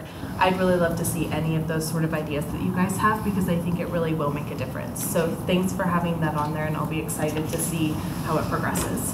And to that end, when we deal with code enforcement issues, especially, we have sort of a already built-in resource program that we do, but we're talking about folks who have mental capacity issues, and so we work pretty close with Adult Human Services at the county and some other organizations to try to help out. Sorry, I'm going to interrupt y'all's part. The other thing I'm thinking about is, for example, I know a gentleman in Ward 4 who called and said, I can no longer physically take my trash can out to the curb anymore. It's just not an option. He had already fallen and incurred some medical issues. And so even things like that, in terms of like, you know, having a program where a resident says, I can't physically do this anymore, you know, and having a process so that we know that we can pick up their trash, you know, once or twice or how many ever times a month closer to their home instead of via the poly carts, I think goes a long way. Or like the storm chasers where they're cleaning the sidewalks and stuff. Yeah, I think Snowstormers has potential. There are some programs that do just specifically leaf collection that are nonprofit, but that was something that came up quite a bit in our conversations with staff. So. Thank you. So I'm looking at the first page with the existing and ongoing, and then all the new ideas. I love all the ideas, and so I just want to make sure that you're prioritizing in a way that is not going to burn out any of these departments, but also the existing / ongoing that we're really increasing the quality. Like, I think just an example is the National Night Out. That is mixed reviews, right? Some communities go crazy, some it falls flat, some people don't even know it exists. And so where it says increase participation, we want to make sure that we're really jumping in there. But the one that I wanted to talk about real quick is that next door, the notification systems. I'm struggling to manage multiple social media as a grown-up, right? That's capable and that can do it, right? I don't have time. Exactly. And so when I open Nextdoor, I'm like, I don't care, and I can't search for a notification about a city thing. And so I'm scrolling through, you know, I need a babysitter, and I have a free barbecue, and I'm like, I don't have time for all of that. And so as a notification system, that doesn't work for me. I love the new Northglenn app. I don't know, I mean, I'm sure you're going to speak more about this, but I'm just concerned about how we're communicating to our residents in an efficient way that they know about. So that there's a place where, because I like seeing every couple days, like, you know, don't forget fireworks are not legal, right? That comes up. But I don't have time to have all the notifications in my email, so I have to turn that off. And I can't have my phone buzzing every 5 seconds. And so and I know each resident has their own style with that, but I think it's becoming life-altering. And I know there's kind of a wave of, like, turn off technology, you know, sit quietly for a minute. We're having to train ourselves to be more healthy with technology, and so if we're pushing all of our communication that way, it's a weird balance, and so I just wanted to lift it up. I think that's really great feedback. I think there are a lot of people who get overwhelmed, except for Jenna. She never gets overwhelmed with social media. Any more comments? So would you like maybe to have the council send you programs they really like and would like to move forward, and those that they're really not interested in? Would that give you, instead of us sitting here going through each one? Here's what I would throw out there as a homework assignment, is give us your top 5 and your top meh options. So, and I think that might help, and then we can circle back. Just 5? Just 5. But what you can do is if you have honorable mentions, you can clearly add those. The thing is there's a slippery slope because you're going to want to say yes to everything because these are so amazing. But no, I think it would really help us prioritize. And I will tell you that in terms of some of the things that you see on the last page, we have already started to put budget package requests for some of these items.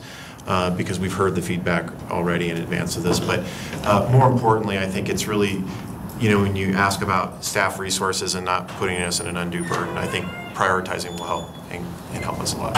And I'd also mention that even if it's not a top 5, but it's important, we will consider it. Can you tell us if you want us to send that directly to you or to Rob? Why don't you send it to Rob, and then we'll. Can you give us a deadline that our homework is due? That would be from Brooke. When do you want to have this back by? Let's say a week. A week. Is that enough time? Before next meeting? Or before say a week from tomorrow? Okay. Is that? Okay. So, well, wait, hold on, wait. Who all's going to CML? Yes, CML's tough. All right, so the end of the July 7th. Okay. And we'll send out a reminder. We'll send out a reminder email. Here, I'm just going to do my numbers now so I meet my deadline. And the reason why I say that is because you're going to have CML, you're going to come back, and then it's 4th of July in the middle of the week. Right. And I can guarantee you, ranking the top 5 of these is not going to be a priority over the weekend. So. You can do it on July 2nd. We don't have a meeting. Right. July 2nd. And we'll send out an email. That's your meeting. Right. So Brooke, I appreciate that, but I definitely worry about the staffing too, because we have a lot of things already ongoing, and this is a lot more. So I really want you guys to be cognizant of, you know, is this going to require more staff? Who's going to be burdened? Who's not going to be burdened? Who can help out? I will say that we have been very, very sensitive to that conversation, and I will tell you that this effort and the sustainability audit that we've been doing, there is a lot of positive momentum about people recognizing and seeing the value of what they're already doing. And what we want to make sure is that we're not creating heavy lift, but we're creating kind of almost like an inspiration for people to say, well, you know, I'm already doing this, so doing this one other thing may not be that much. But I think it's also, and part of the audit exercise was to make sure we're not doing duplicate effort and helping free up some time as well. So I duly noted. Okay. I think there'll be some synergy in some of these things too that Correct. are going to, you know, naturally occur together and all that. So. All right. Does anybody know what happened to the sponsorships that Safeway used to do for us on neighborhood night out? on National Night Out. Remember they used to give you X amount, oh, you used to get paper plates and napkins and juice and ice cream and cookies and stuff. You know, I think Chief May would probably know the answer to that better than I would. I don't know.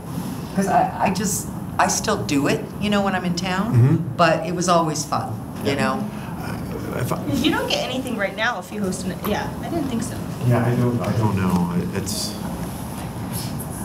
Visit from Chief. I will say one of the programs that we didn't necessarily propose money for this year, but I do believe we put it as short term, was community grants, like small community grants. And I think that part of those were, you know, up to $500 for people who wanted to host a block party to help with food and other things. And so I think National Night Out, if we did move forward with small community grants, that would be a really good one to add as really nice to an option. Safeway would go back or to sponsoring. and see if we can have some sponsorships or some co-sponsors. Yeah, I really think we need to look at National Night Out and how we could make that more robust. Because I know one thing that I heard this last year was that some of the people who are putting on National Night Out, they're getting older and they can't, like, they're like, I don't really know how much longer I could really do this. And so if we need to be recruiting kind of like that next generation to come in and help. And so how do we help with that recruitment? And part of this too is connected with Neighborhood Watch. Right. And so that goes to beefing that up and talking to the chief about it, you know, so. And there's not a lot of folks that want to get involved with Neighborhood Watch per se. So, anymore, you know, because we don't have that. That's the connection, so maybe we have to develop a different plan. Rick Kellogg, Community Relations or something like that is what he was, right? Yeah. For a while. And Jeremy. Yeah. Okay. We'll circle back with the chief on that. Awesome, great ideas, guys. Thank you. I think we should have a contest, by the way, about the mascot. I think so too. I think I'm so excited. Julie and I are going to arm wrestle. See, she's smaller than me, so but she'll be doing all the backflips. I'll be doing it. I'll I wore the mascot suit in high school once. I kind of thought that, so. You see. I was Chuck E. Cheese. Okay, Kim, come on up for the grand planning update. Thank you. Thank you, Ashley. Costume. Yeah, you should have worn a costume. Yep. Thanks. I'm not going to use like out of the smoke. Yeah, Okay. thank you. Very good. If I was standing and walking around, that would be nice. You got it. I was so down for it. Thanks. Oh, no, or you just like having a good time. Good evening, everyone. Are you ready for some more participation? I think this will be fun. So just to give you a little background, so this week marks my 3 months on my new position. And early on, I was asked to, one of my major projects was to refresh and provide an update of our marketing plan, which I rolled up my sleeves and started it again. But then I went on vacation and I read this awesome book. It's called Destination Branding for Small Cities. And before you guys feel sorry for myself that I read a workbook on vacation, I have to tell you it was an awesome book and it really, really inspired me. It inspired me to kind of take a step back and solidify who we are as a city and what makes us unique. And this actually is the building blocks of a good marketing plan. So that's what I'd like to do tonight, is kind of go over a few things that were started.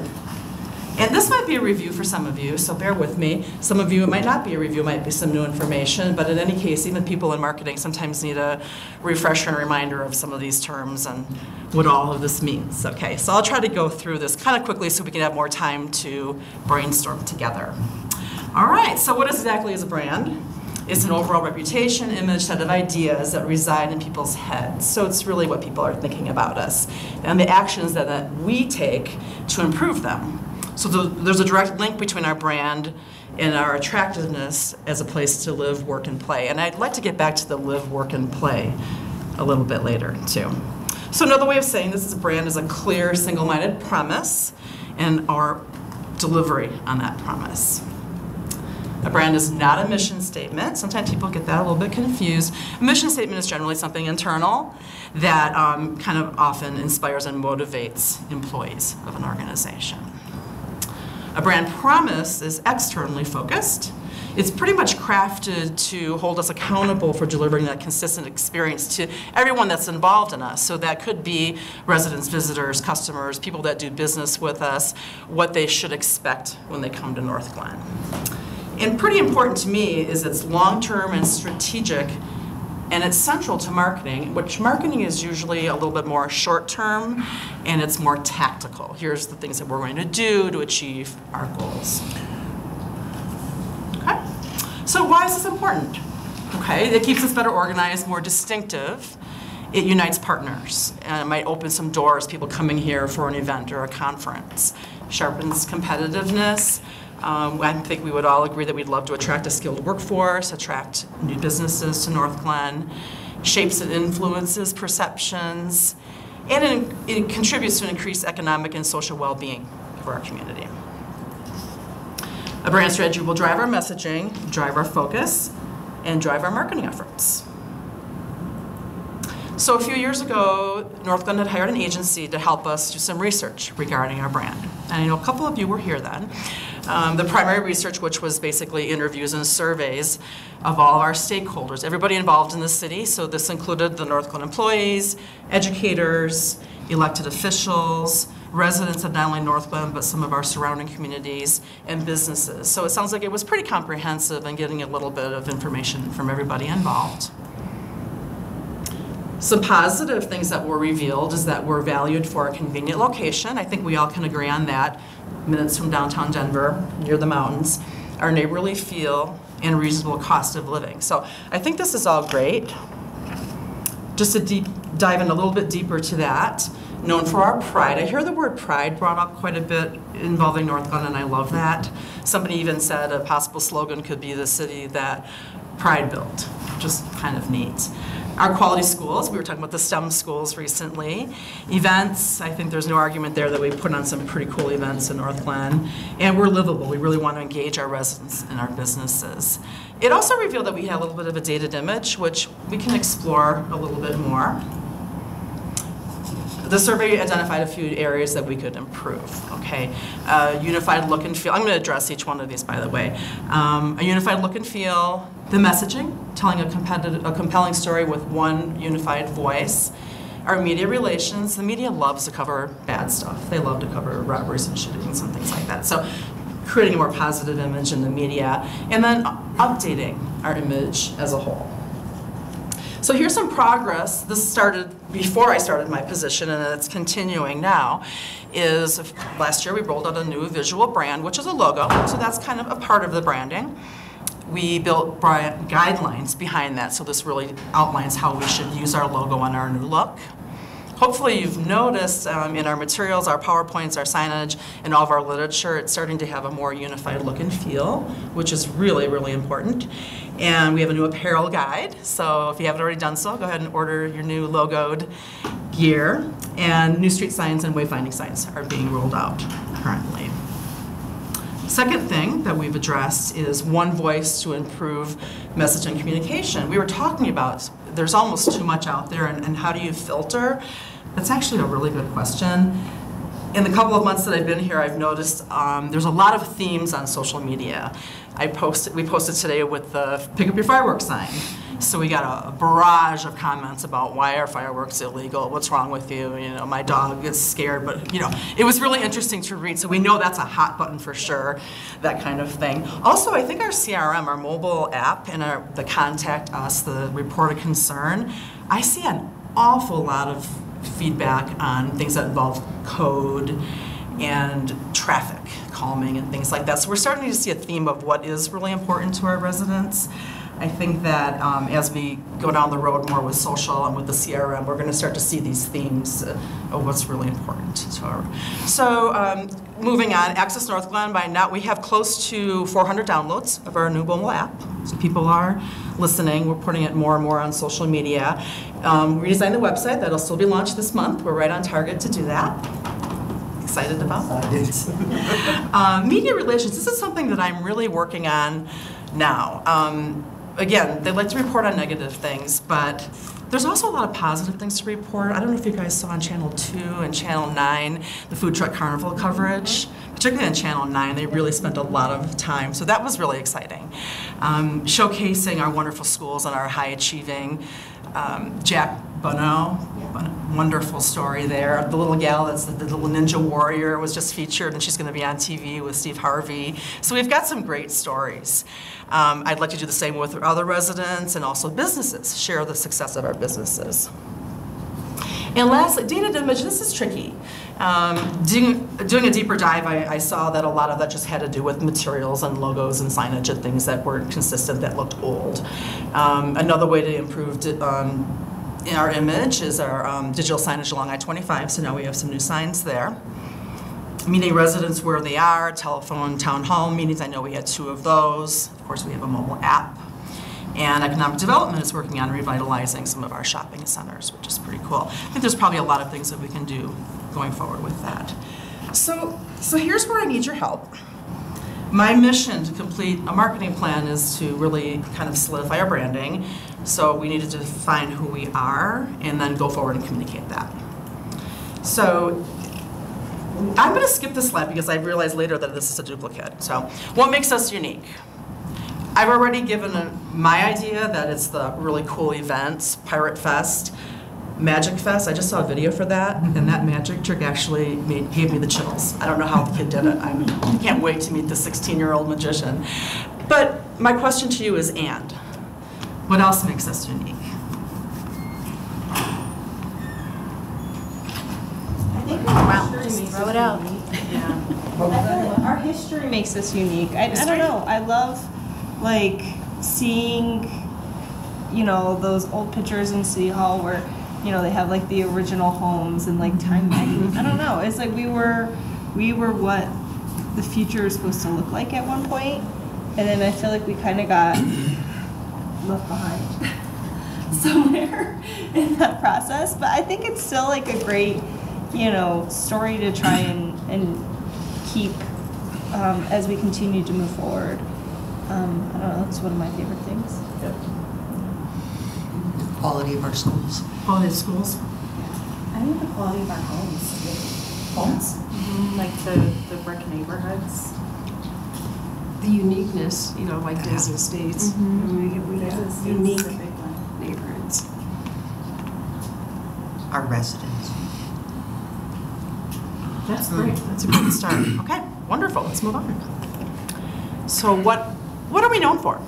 I've heard Great Place to Live, Work, and Play, and this book addresses that when the author did a Google search on Great Place to Live, Work, and Play, there's 500,000 references to that associated with cities saying that they're a great place to live, work, and play.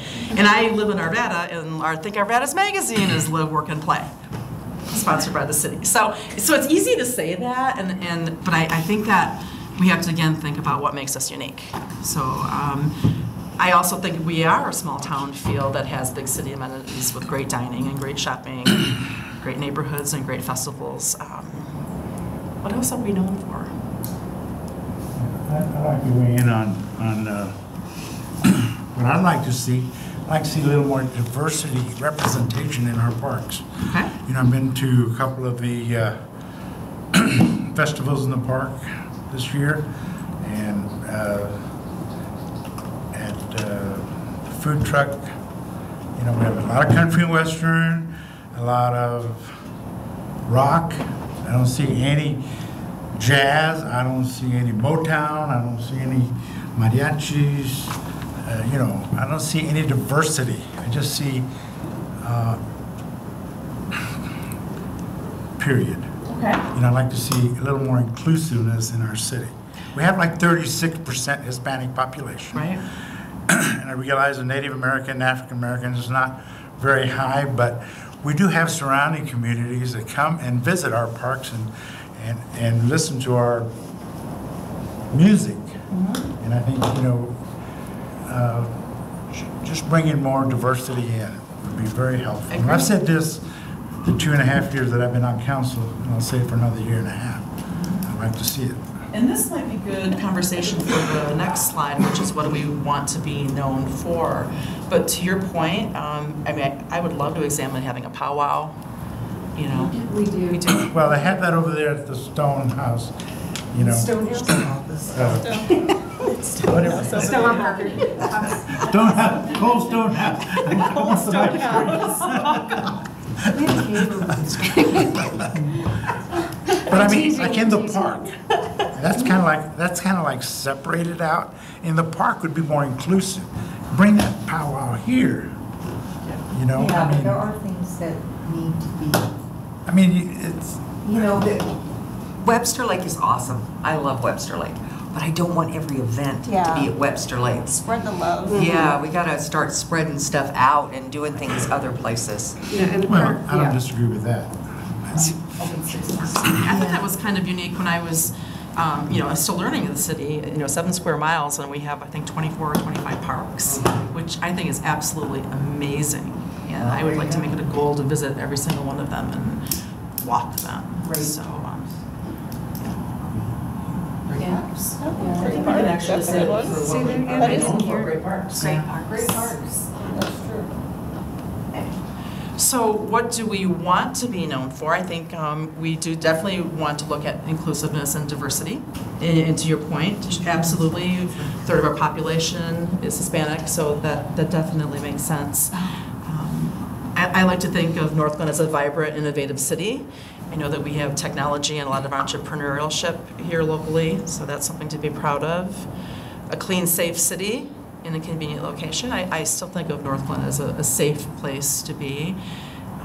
Am I missing anything with what else we want to be known for? I can't speak to that. I like the small town feel, big city, small town feel, big city opportunities. I really like family friendly. I think that's really attractive. Family friendly. Because, I mean, we do have a lot of young families moving in, and so, you know, how do we cater to the younger population, like when it comes to summer programs, or what cool stuff does the rec center have something going on for the kids? It's fun. And that, we might be able to reveal some of that in doing another citizen survey too, as what the young families moving in would like to see. I know I'm really encouraged by the Huron Center and the marketplace being renovated. I think that's pretty exciting. And movie theater coming back in. Okay. All right, and I just have one more question for you. How do we stand out and be competitive? I think what really resonates with me is the real estate value here. Economic Development shared a chart with me that showed that we truly are the best value in the market, in the whole metro area for housing prices. So, yeah, and that continues to go up, of course. But our outstanding schools, especially STEM, you know, coming from the outside, living in Arvada, working in Lakewood previously, I didn't know about STEM. That was a huge thing where I came from Red Rocks Community College, something that to be very proud of, to have those, and I know you're in higher education, and that STEM is huge. And we also have the studio school here. The studio school? Which is the art school. And they also have the gifted and talented school at Hallstrom. So, not that I know anything about those schools. Does anybody have any history as to why we have all these unique schools? It's a long story. I could probably tell you at some point how it happened. There we go.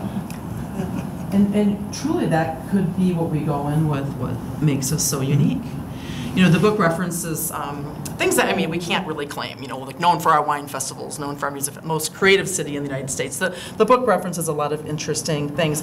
Interestingly, Estes Park is on the cover of the book. Oh, that was awesome. kind of cool. Like, I recognize that. But if anybody wants to read this book, excuse my terrible notes and chicken scratching all over it, but I was reading this on the way home from Cozumel, and a woman next to me on the plane said, I have to ask what you're reading so vigorously and you're highlighting left and right. And I told her, and I said, I work for a city, and she works for the city of Fort Worth in Parks and Rec. I thought that was kind of cool that we were commiserating back and forth about, you know, the challenges and the fun and what we're learning working for cities. So, What you have here, can I just, what about our awesome residents? I mean, it's some way down the road we have to start acknowledging, you know, our residents, you know, different, you know, maybe even if we just did a resident of the week, you know, something like that. We have a lot of really awesome residents. and that could be a cool addition to Connection Monthly, is interviewing. And then neighbors could, you know, nominate somebody or do this or do that. I think it's, you know, Because there are businesses, like with the storm things, you know, with the shoveling of the snow, there are businesses that do a great job at that. But then there's people like Mr. Brown, who shovels all the older people's houses in the neighborhood and brings their trash out on Monday when he has a chance, you know? So I think that, you know, we have great citizens. The volunteer programs are awesome. I mean, you have the CPAN and you have the bicycle repair. I mean, there are a number of things that people volunteer to do in this community, so I think that's really good too. Another thing to showcase, you know, the people who really, really care. People have a lot of pride and they really love this community. Wonderful. And the good news is we are about to extend an offer for a new public communications specialist. We moved quickly. We had some really, really good candidates. And we have identified just somebody that knocked it out of the park. And that said, I think it's going to make it that much easier going forward is finding these great stories and communicating and beefing up our website and our social media and really getting people to buy into and download the CRM. And so that's just really going to help having this extra person. You know, the Sentinel does that they do those stories. They ask that question, you know, what do you think of X, Y, and Z? And I think there's 5 residents, you know, of the different areas that answer the question. That would be so cool to do something like that here. And Scott Taylor, one of the reporters for the Sentinel, is interested in featuring the mayor and council in future columns, just having constant featuring. That's cool. So that's another nice thing that really will get our message out there. All right. And for me, for branding, I still like connectivity, because I think our trail connectivity is great. So, you know, living here and being able to connect everywhere, I mean, or go everywhere from here, that's, I don't know, I think that's important. And, you know, one thing we didn't really talk about is whether or not we need a slogan, and maybe we do. And then that could be a different conversation, that's just a part of branding, but connectivity, there could be a way of play on words with that, connecting people, connecting trails, connecting people geographically. I still maintain that, you know, this little treasure just, what is it, 13 miles north of downtown, close to the mountains, close to the airport, with just a neat little gem of a city. And the longer I work for the city of Northglenn and I start to see these parks and the pride, and yeah, it's actually really exciting. It's a good place to be, so. Oh, come move up here. Okay, so next steps. Good information, so thank you very much for helping me out here. I took a ton of notes. What I'm going to do is kind of condense this down to some central themes and really start developing some speaking points that's going to help drive the messaging. That's really going to help me define who Northglenn is and what makes us unique and what makes us different. And that really will be central to a brand plan and then redefining a marketing plan. It's going to make more sense just taking a step backward to figure out who we are and what makes us competitive. And if anybody wants to borrow the book or email me, call me, stop by if you have more ideas and more feedback. And I bet things will come later too after this meeting. So I just want to thank you for listening, hearing me out, and giving me some ideas of branding the city. I want to thank you for helping us because it's exciting. Thank you very much.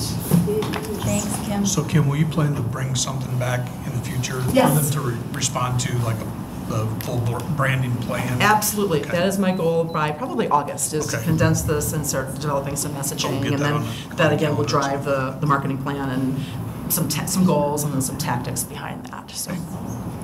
All right. Thank you. Have a good night, Kim. Thanks, Kim. Thanks for reading the book on your vacation.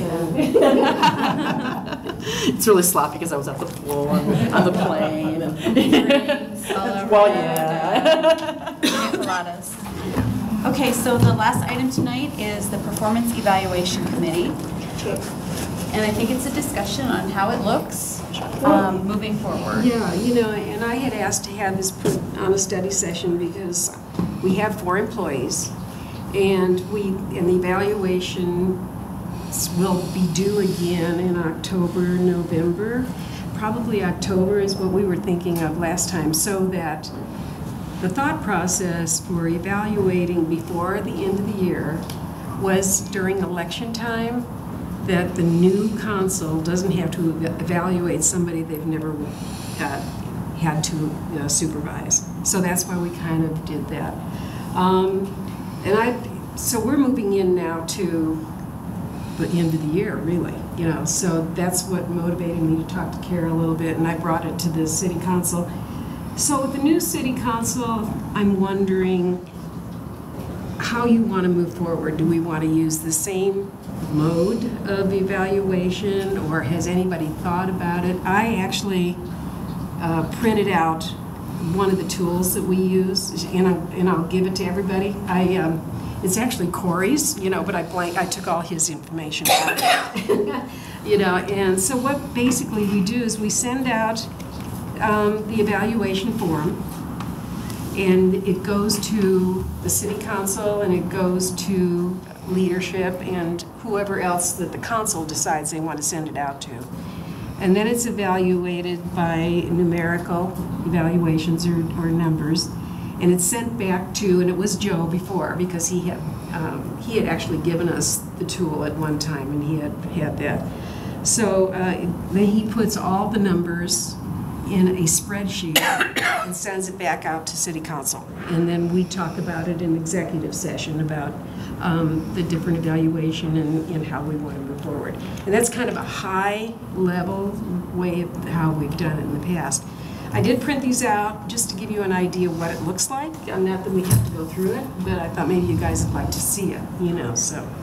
But I'm just wondering, how we want to move forward, as a council, because we do have 4 employees, and they do need to be evaluated every year. So we really need to do that.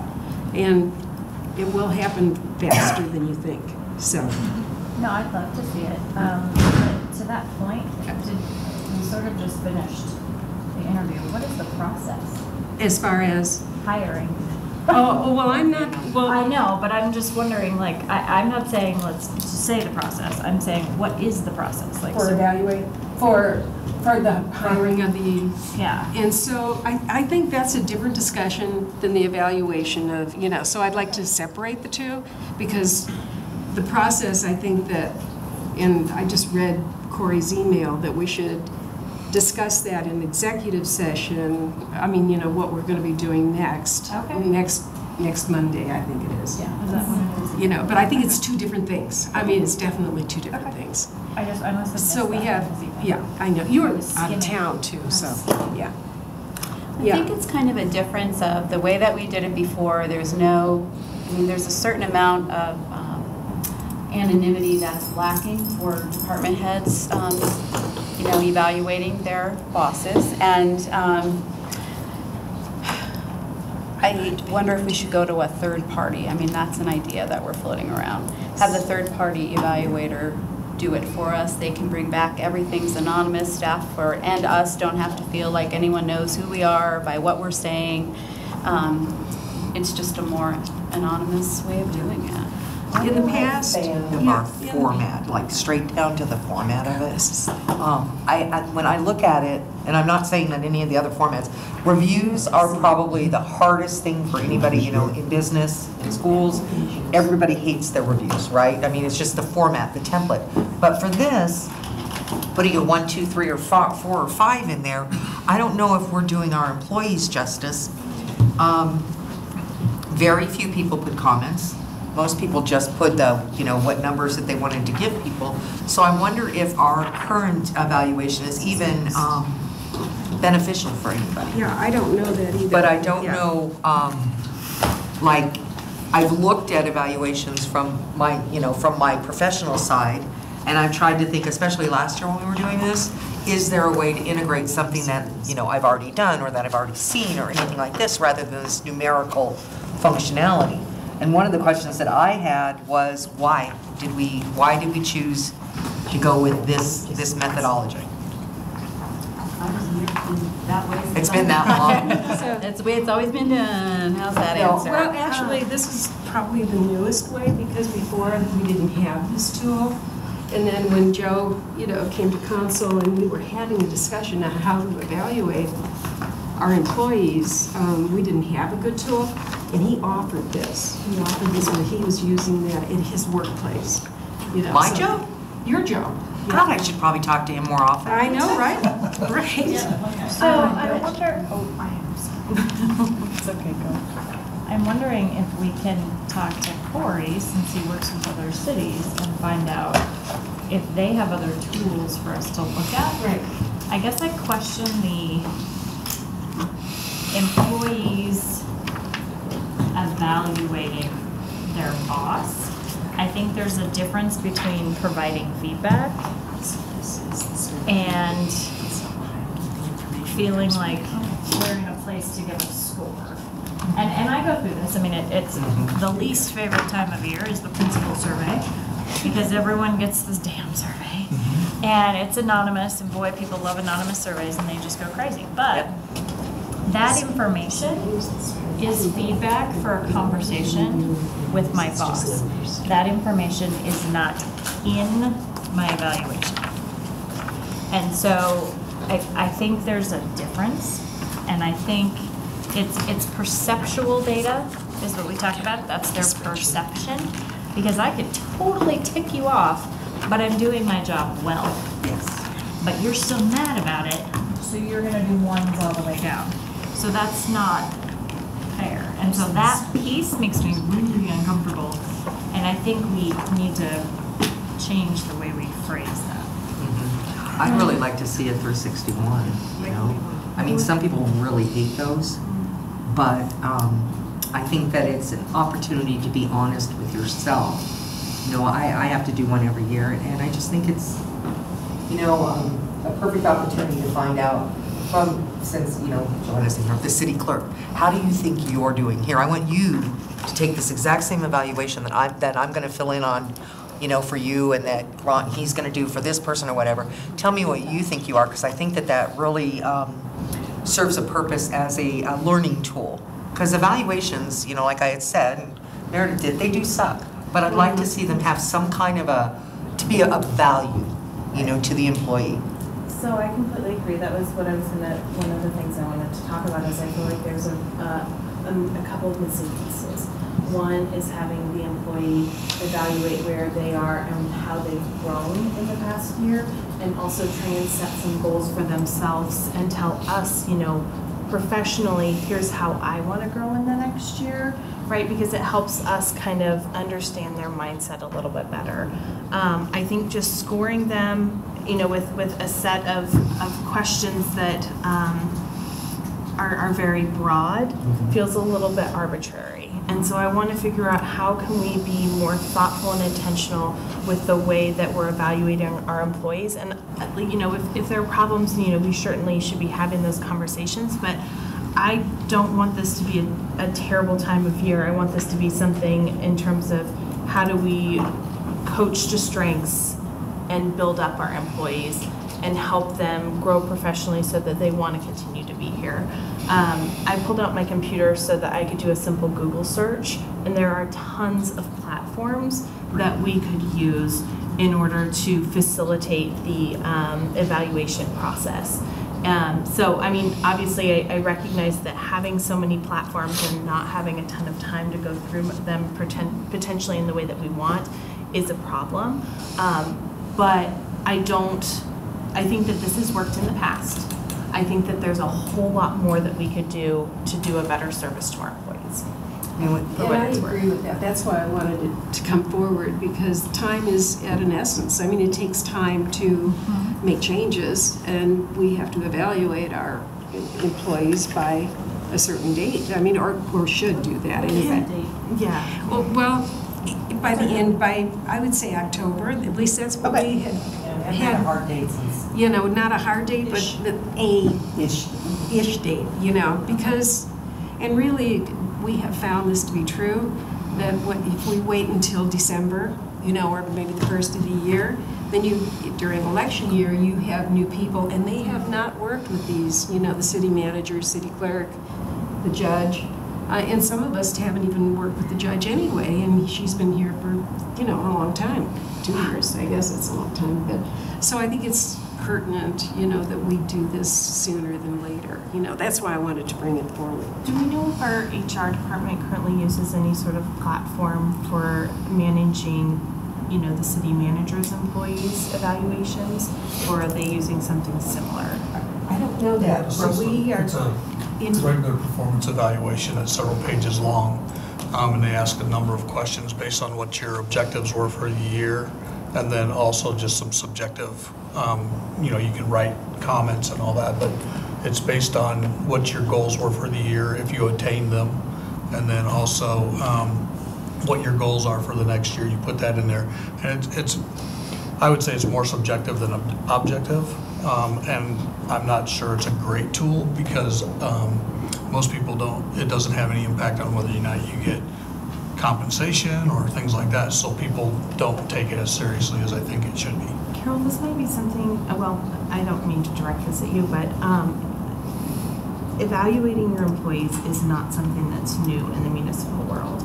So do you know, does anybody for that matter know if CML has any sort of resources? They do. Let me just say what's like on the tip of my Okay. head. So I did go into Paula in HR and asked her if she knew anything first, and she did not know of anything different, but she already reached out to the CML listserv, and so she's getting answers trickling back in, and she got 4 answers, and this was as of Friday because that was so new. I think I asked her on Thursday, and she got back that most of them do their own evaluations, but there were 2 cities that had outside firms that did it, and they have their consulting companies, and so we have links to that. But I guess, you know, my question, if she gathers more information on different links, who's the right entity to be reaching out to these places and getting the information? Do you want HR to just get that information? They're not doing anything, just gathering information for us.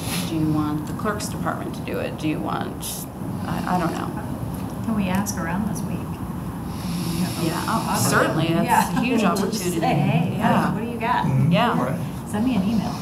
But definitely, she's got the email out and it goes to everybody. So I'm hoping she gets some more answers. But right now, there's 2 options that use other things, other consulting firms. And we had used CML in the past to get their listserv, and they provided it at that time too, about 10 years ago, because I actually pulled it up and I went, oh, I've got this, you know, and it was like in 10, I think, you know, something like that. So, but I think it's a good time now to move forward with some changes, you know, so. And just going back to the outside agencies, the purpose of doing that would be to increase anonymity.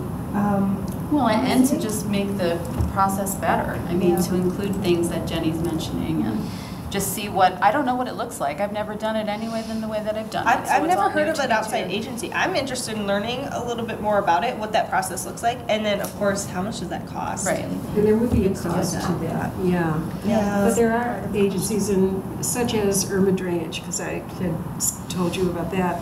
The leadership for urban drainage and flood control, they use an outside agency, and what they do is they actually hire these people. They go out and they look at the price ranges for the different, depending on what it, like I'll pick on the city manager or city attorney, you know, who has the same, you know, for the job functions, you know, how do they get paid and that type of thing. Then they bring all the information together, and then the leadership talks to the facilitator, and then they make a decision, you know. So there are agencies out there. Pardon? Yes. On the email or their pay? On anything you wanted to ask for, so. My only problem, and I don't have any experience with an outside agency doing it, but this is our opportunity, you know what I mean, to evaluate and to go through that process. So I wouldn't want to take too much away from it. Well, I think we're still doing the evaluating. They're just kind of coming up with new questions. Oh, okay. And I wasn't sure. assimilating all the information into something that makes sense to us in the end, The hard work for you, I and then would they bring love it all to you. I would love to have, I mean, a 361. I think they're enlightening to sit back and have to actually, you know, I'm kind of like working on mine right now, so if you guys got any ideas. But it gives you a chance to be honest with yourself about whether you are actually meeting the expectations that you set for yourself at the last review. And I think that that's kind of important. But we don't have many people, The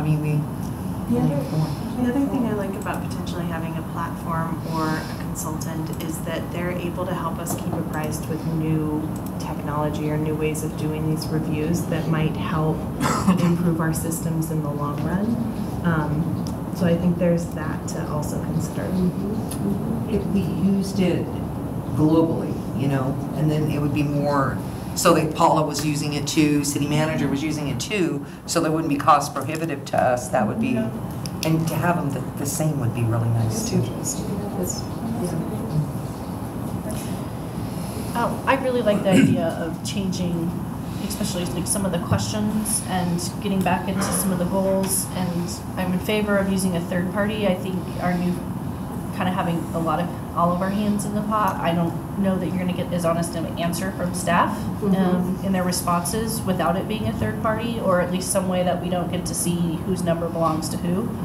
But I have to say that in 7 years of doing these, yes, the questions might not be the best, but I think those of us that have been on council can agree that there's been good, valuable information that has come from these. Yes. And so there is some value in getting it and some value in getting the comments. And we're getting it from department heads that have to work directly with individuals. And I think that's valuable information that we haven't had, and or we wouldn't have otherwise. So to me, it's really important that we still try to solicit that. And some of the questions I think are valuable, but some of them I think we can do a ton of improvement. Right. And each one, I just picked Corey's because I grabbed it, you know, Right. and then I just went ahead with it. But each appraisal or evaluation is unique in their questions to the city attorney, the judge, you know, the city clerk. So, you know, the verbiage is a little different. But I think it's very valuable information. Well, you know. So, last year's events. would everybody be comfortable, so we don't want to direct staff, right? But could HR assimilate this list for us and check into some of the references and ask the cities what they think Absolutely. of the I'll ask services? Paula to do that tomorrow at our leadership meeting. And then she could come back and present what she finds out? I think And so, then yeah. how does that look to everybody? That's good. It's a good start. It's a good Maybe start. have her come back and present at the beginning of August. Or sooner. If possible, or Yes. sooner, yes. So we know that. I was looking at the How much time holidays. she'll Yeah, have to put I it know, together, then we can just put it on the agenda. That would be Okay. great. Okay. Thank you. Yeah, because I'm Thank you. telling you, this goes fast. I mean, you know, we're already moving into the latter part, even though it's summertime, the latter part of the year, so. No, it's almost 4th of July. I know. Right. Thanks, guys. Just to add, just because we're going to be having the conversation of potentially having a consultant, I think there's also value in, we've all kind of had the conversation that we're not HR gurus, and there's probably some value in us fine-tuning the process of how we handle the actual in-person evaluation and documenting the next step. And maybe that is another step where maybe we don't do this every year with the company, but if they could get us on track, it might be worth paying for it to have a consultant help us and saying, so here's like how you could document this better coming out of each of the actual live interview evaluations, so that we have better documentation moving forward. And how does that work and how does that look? So I don't, again, know what that cost would be, but I think that there's some value in us having some support at least the first year. Okay. I'll ask Paula to get that. Thank you. Thank you, everybody, for your input. How did, is it Lions that does that, or which organization? Oh, Mountain States. Mountain States. Mountain States, Mountain yeah. States. I mean, they do a lot of work like that, so. Before we adjourn, yes. You know, if you were getting ready to adjourn. Yes, but it's. I know. I would like to ask you a question. Sure. So I was kind of surprised to find out, and if it was done on the Northglenn website, I just didn't see it. But there, and I know, let me preface this by saying, I know it really wasn't our street, but it did affect our traffic on 112th when they were working on the end line. I'm kind of curious as to why there was no notification, why there wasn't the flashing sign saying that you're going to sit here for 20 minutes, you know, and get to the other side of the green light and sit there for 20 minutes. It's bad. Yeah, usually it was bad. Usually, you know, we have those little notifications that go out, and we didn't do anything to advance. No, you know, for people coming down Washington, making that turn, we didn't let them know. Right. You know, and it was awful. awful. And I don't know the answer to that. I don't know if, Brooke, I know you're still here, you don't know the answer either? It sounds like RRP did not coordinate with Yeah, they us. just kind of did their own thing and just did it, so. Yeah. Because we have a person that's supposed to be coordinating with us on all those things with RRP, who is RTD subcontractor, but when I talked to Kent last week, he said he didn't hear anything when you contacted me about it, and Kent said there was no information, and he said there shouldn't have been any cones or anything, but there are, because I drove over there today. Yeah. So I will reach out, Kent will be back tomorrow, I believe, and so I'll have him reach out and try to get some information so we're getting better communication. Yeah, because I'd like to know how long that's going to go on. It's going to be a while, I know, but I don't know how much the street's going to be impacted, but they are doing quite a bit of work right there to encase some things and move all the sewer line and all that kind of stuff. Well, you know, they could do that at no, they can't do it at midnight because they'd have to be quiet. Yeah, I think that lawsuit between RRP and RTD probably is not going to allow them to do much other than what is in the contract. Right, exactly. So can I ask you, because Kent told me that that was our project where we're doing the sidewalks and everything, the end of the 112 project, that's our project, not RTD. So we are overlapping a portion of our project with what their obligation is as part of their project. And so what we've done is we've been negotiating, because the tip money that we're using for local match, where the sidewalks are and the intersection and whatnot kind of overlap a little bit of what their project scope is. And so what we're negotiating is that we would take some of that on to help us with meeting our local match. But there is an area east of the crossing that we will be doing that was RTD's obligation / RRP's obligation to do.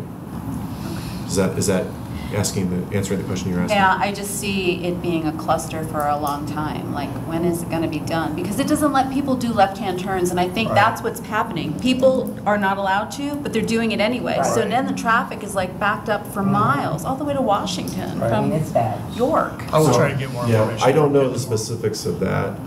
The project that I'm referring to, the infrastructure, is work that would be going in probably next year. In conjunction with Thornton's project, because we are dovetailing. We have integrated our project with theirs to improve York and Fox Run, because we're going to be putting in signalization at Fox Run, and trying to redirect the traffic flow from the station traffic that would otherwise be coming through Fox Run and get it over to Fox Run Parkway, as opposed through how it comes up through York now. So, but I don't know the specifics of what's going on, but we'll figure it out. I'll get that and I'll email it out to all of you. I would like to find out if it's going to continue for any length of time. I'd like to find out how we get notification out there. Absolutely. Because I forgot coming back the other day and got stuck in it a second time. Yeah, and I have one question for Rob. Rob, do you know if we're using the same vendor for the fireworks this virtual? I don't know the answer to that, but I can find it. I was just curious, because last year's show was pretty disappointing, and I was just curious if we changed it from last year. I don't know. I'm not even sure who does that. Is that? It's Paul. It's Paul? Yeah. Okay, I'll find out. Yeah, for somebody, if I remember correctly, we did a low ground display instead of high, and I think part of that had to do with and SCL helped, because now that I think there was a requirement that the proximity to other commercial property, because the building's there now, I think we had to change the format of our display, but I'm going off of memory from last year. You're right. This is the third year we've had to do that. Last year was our third year we did it. Yeah, and like we have the big PA system that they put out there and the whole nine, as opposed to having the giant fireworks. I know that people miss having the high. Yeah, I remember You know, that. but now that we have all the restaurants and everything around. Yeah, I think that's part of it, All right.